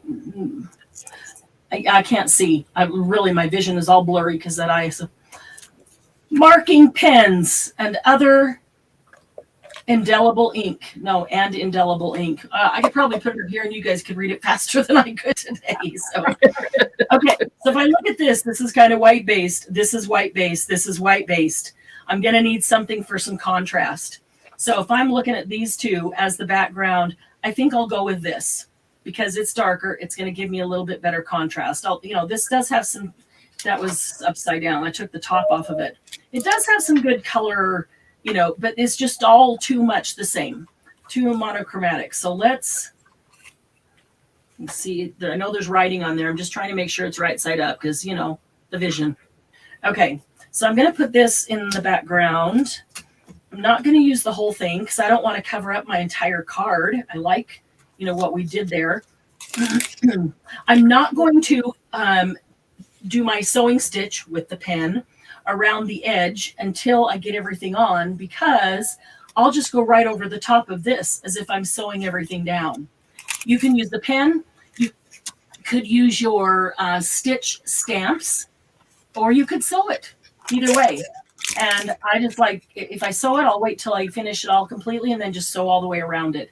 But that pen, when you look at this, looks so much like stitching. And then because you have the thread here, it deceives the brain, and the brain thinks okay, that's the scrap that's left over from sewing. They're the same color. And so it really does look like it is sewn. So there's so much good on this one.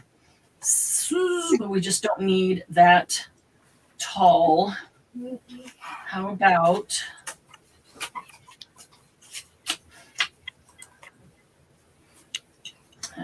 we do this? If I'm going to do that, I have to think through it all.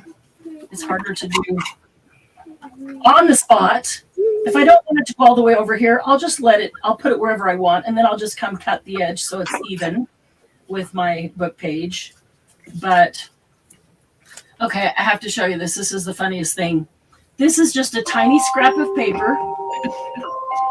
Yes.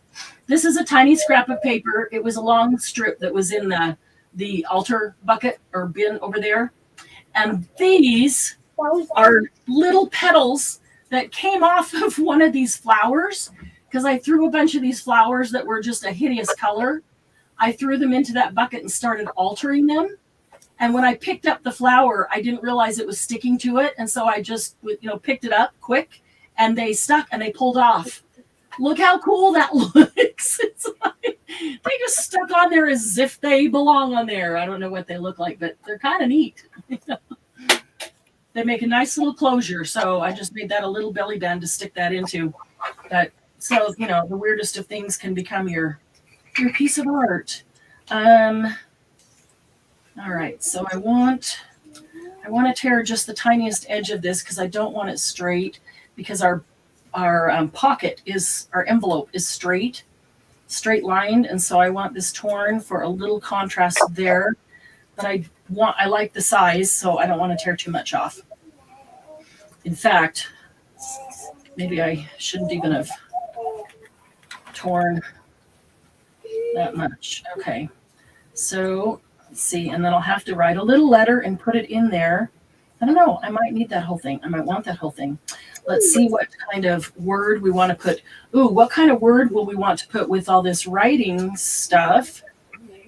Inspire would be a good one. I've got tons of words, but there's a few sitting right here. And then I've got a box over here. These are all great big words, though. Inspire, that is for sure an option.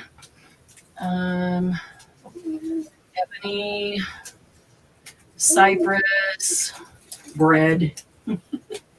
Eric wants to use on board. Use what? Oh, he's bored? Eric, how could you be bored? Inspiring. That is inspiring. That is inspiring. Eric, if you're bored, you're not crafting enough.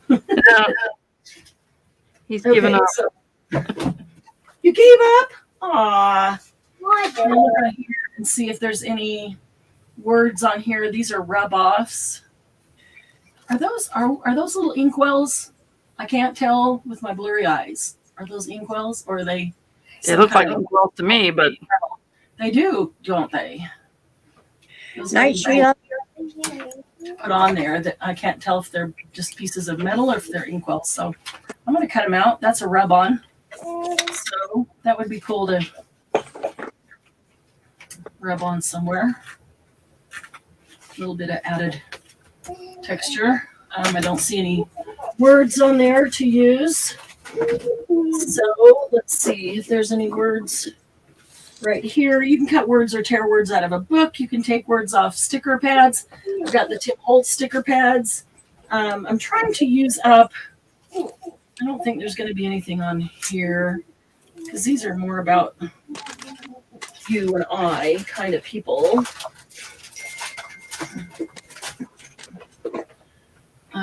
But I'm trying to use up all the stuff in here.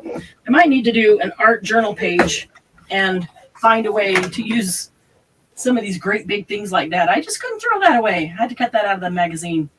But I might have to put that on the art journal page.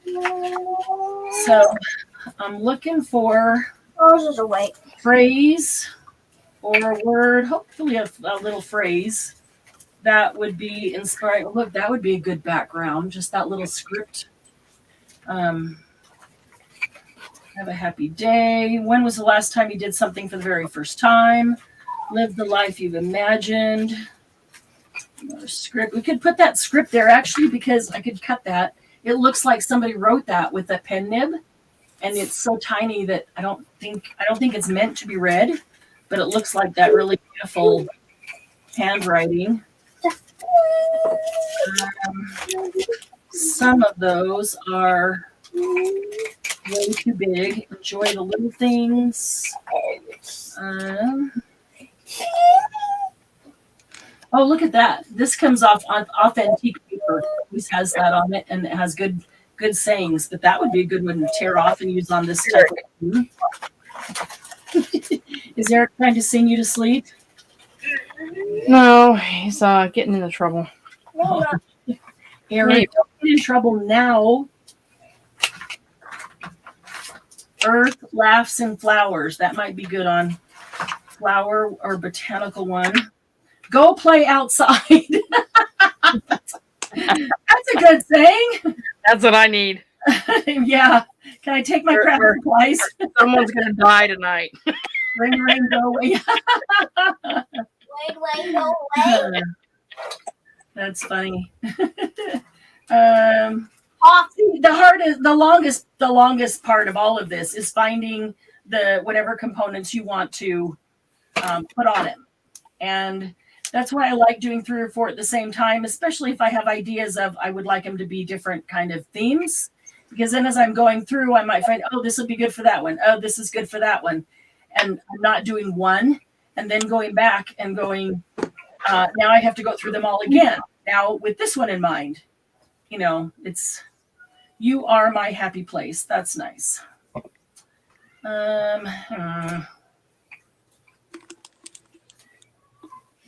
Be still and know.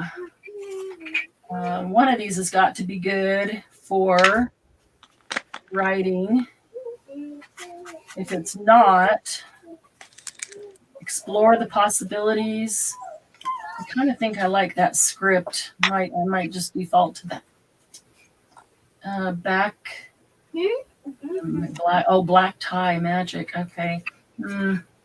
Self-reflection. Get well soon. Maybe that's it. Live the life you've imagined.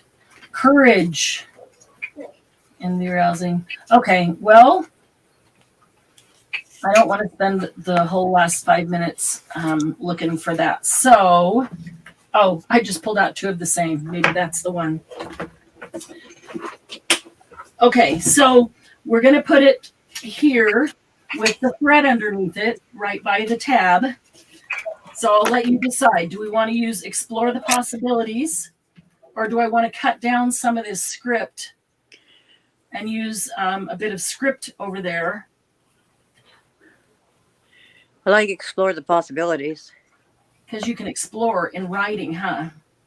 So I am first going to take this and soften it up just a bit by rounding the corners.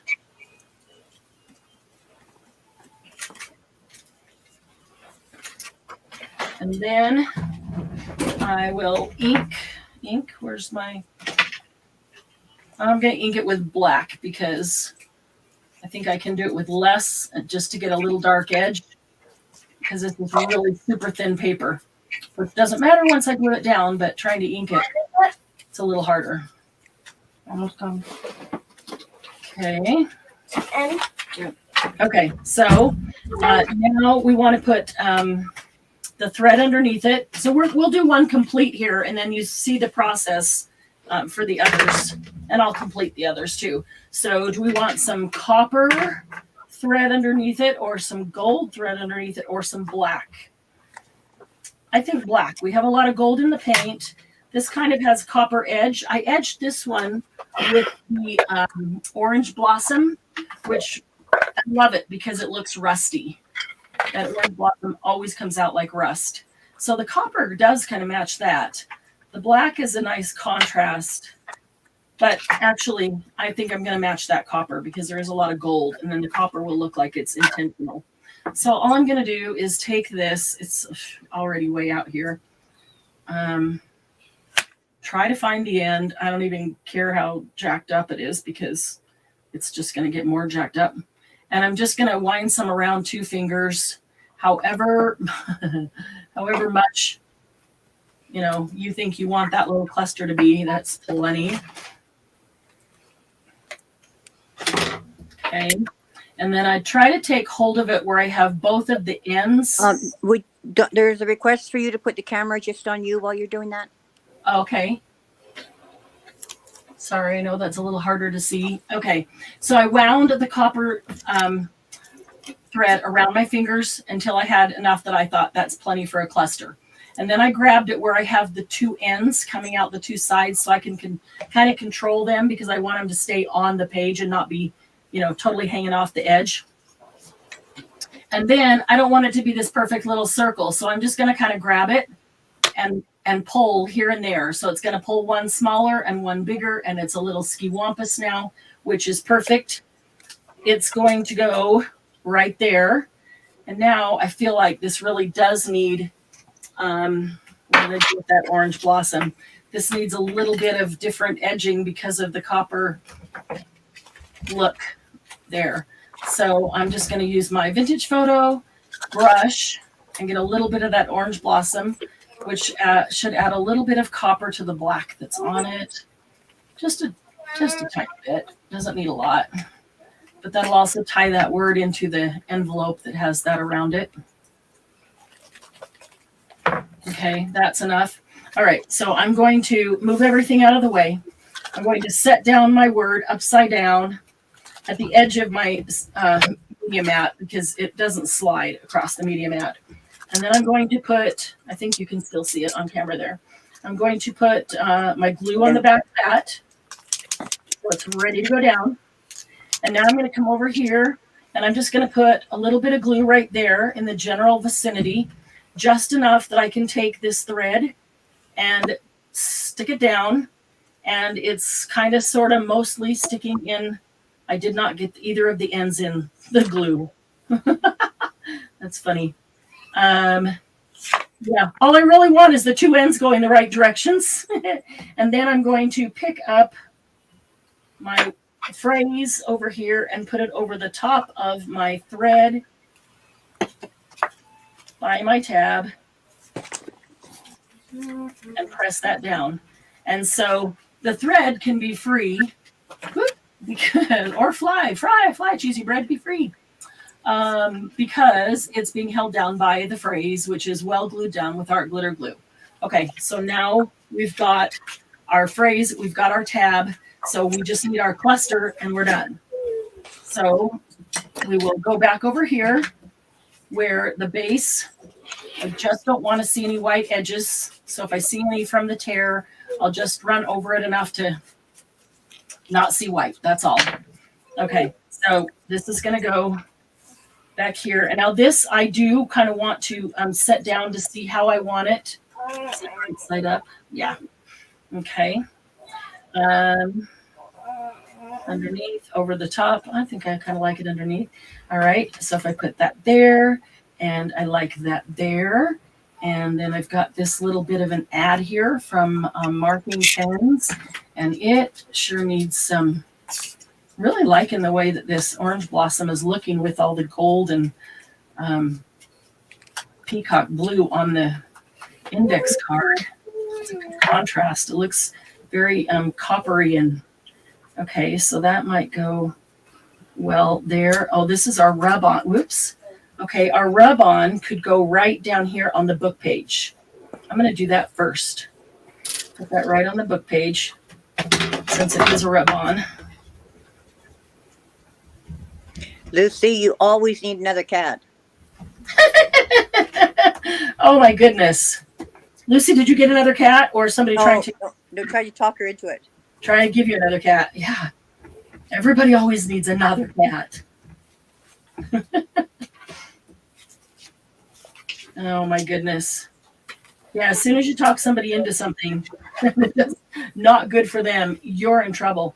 Okay, that little vellum part that peels off of the rub-on, this thing that peels off the rub-on, if it's big enough, like this is perfect because I can stamp on that with archival ink and then fold that in half and use that as a tab. It's the absolute perfect size. Okay, so we're back to here. Get this down here. We'll do that at a little bit of an angle there. We've got the ink. We're going to have the pen nib. Maybe I'll just I'll move that over a little bit. I will put an eyelet right there. The pen nib can dangle from that. And did we have something else that was specific to the writing that we wanted to get on there? This, let's see, can go right there. And no, that's fine. I might, I feel like that kind of needs something there. I might come in with just a little bit of Nuvo. Maybe I'll put a drop of Nuvo inside each one of these. Maybe something translucent that you can see through to see the color. They're like little tiny flower petal boats. They're just cute. Let's quickly just put this down. I'm not going to go all the way to the edge because I know it's hanging over and I'm going to cut it off. I just don't know exactly where that is. So if I put it under here and put that first. And then if I didn't get glue all the way to the edge, I can do it right now. Okay, perfect. And then next is going to be our music page envelope. I probably could have picked a book page envelope, but maybe it's writing music. Maybe it's writing music and a script for a musical or something. Who knows? Granny, did you make that? Okay. The first one? And this one, last minute change. I kind of feel like around these corners. You know it's after 6. I do. That's why I said, So, I want to finish just one so they see the whole process of doing it. Now I have to do the corners because I rounded that. Okay. Now, see, it would help if I had all these chosen ahead of time and just put it together, but then you don't get to see the process of choosing it. And I just kind of talk out loud as I go through it, you know, the process of elimination and why I choose what I do. Okay. Pick this up. I'm going to put a teeny tiny one in. So I'm going to go to the small side. I'm going to grab a tiny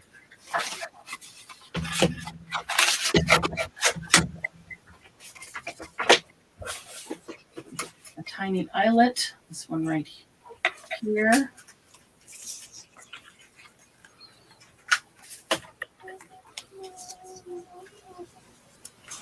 Oh, I'll get this stuff out of the hole first. Put that right in there. Oh, I usually use tweezers when I do that because it's much easier to direct where the eyelet is going. There we go. Then grab the crocodile. Ooh, don't smack it against your glass mat. Okay, there it is. We need a bronze bulb pin. Do you guys like it where the top is up and the bulb hangs down with this? Or do you like it where the bulb is in through the eyelet and the closure hangs down? I like the bulb at the bottom. I do too. I sent you a picture of what I'm doing. Oh, cool. All right. Just a second here. Not Sometimes very I have excited. to just put this in to see if I did it the right direction. I might have put it on backwards, but okay. You cut this off. All right, Candy, have you already completed some?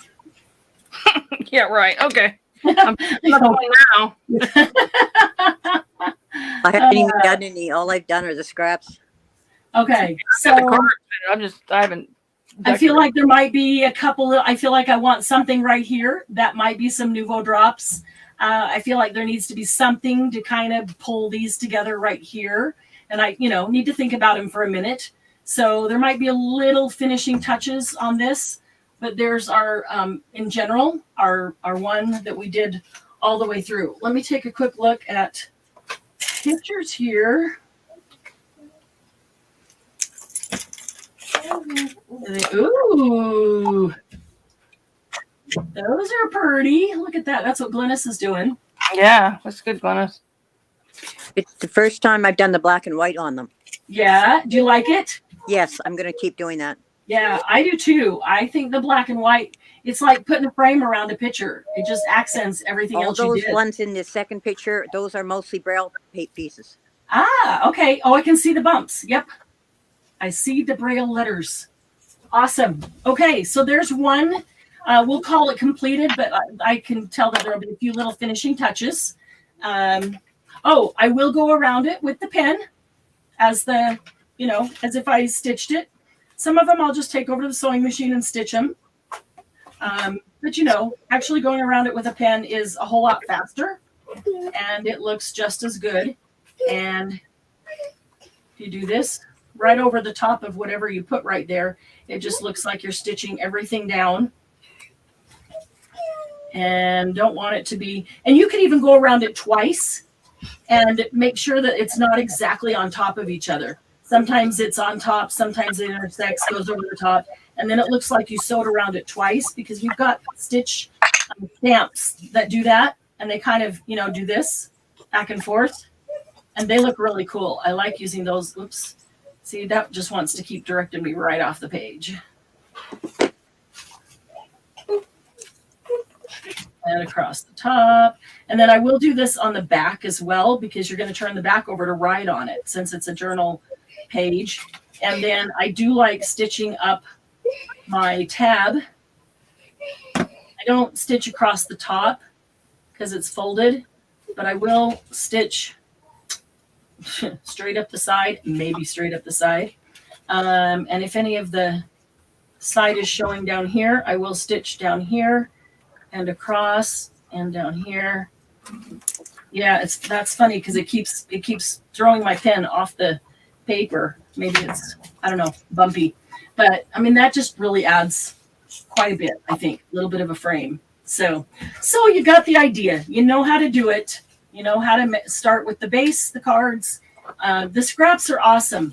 When you get these scraps done, now you look at these, and these are just inspiring. You know what this is, I think I showed you this one. The border, that'll be fun to use, even as a little gate. But you just look at these. There's an old ticket. Now looks really old and grungy and cool. These are more inspiring to use than just the old pieces of gel print that I didn't like and tore up, or the piece of book page or music page or scrapbook paper I didn't like. Much more inspiring. This one was wrapping paper, and I really didn't like the wrapping paper, but it's a very cool weight of paper to use for collaging. And big chunks like this, I'll just leave them big chunks like that so I can choose how to use them after they're done. So I find they're just so useful. I use them in clusters, in borders, in tags, pockets, cards, everything. Yes, absolutely. Hopefully you got a couple of ideas brewing in your mind, inspired you to think about your stuff and get some new ideas of what to use them for, how to use them. I'm loving these strips and the edges. I'm going to put the edge of the watercolor paper on one of these. Margie, you forgot to tell me to put the pin back in the bottle. Margie? Can you keep her in line, Glynis? Lucy has never made a cluster. Really? Oh, gosh, I love making fabric and paper. Yeah, do we just need to have a cluster night and do all different kinds of clusters? We have to make sure Lucy's here. We have done clusters a couple of times, but I love little clusters with, you know what we forgot? It kind of went off to the side there, our little books. Shoot, I would have kind of rearranged. I would have put that a little bit differently. I totally forgot about the books. Try it on the card right above you. I went to the livestock. This one? Yeah, in the corner, in the bottom corner where your thumb is. Right that there. works, except this one's more botanical, and this I is know the one it is, but writing. I like it there. Really? Yeah.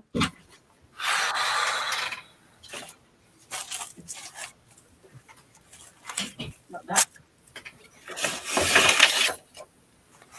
That's something like that right there. And it covers up a lot of the newspaper or the book page. The book page. Yeah.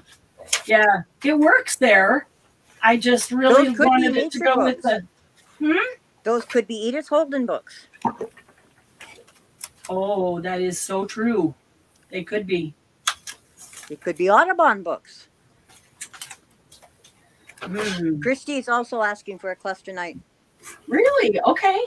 Christy's been making some amazing clusters lately. I've seen at least 2 posts that she's put in a group of clusters, and they look really great. Get ready, Margie. So, okay, well, we'll do that. All you have to do for that is gather up all your scraps of everything, because scraps of all different sizes, fabric scraps, paper scraps, scraps of thread, or just have some thread, odds and ends, flowers like that, scraps of fabric. This is a whole bunch of just little bits of scraps that were There we go. off. Put the pin back in. She got it. Thank you. I only had to. Where's the dog? Yeah. Okay. Don't mess All with right. Not in here? You can use buttons and Yes. flowers Everything. and Just charms. gather And up all the everything. little odds and ends and bits and pieces. This is even good on clusters, especially if you do a little flower or something. You can hang a couple of these down from it, or all kinds of stuff.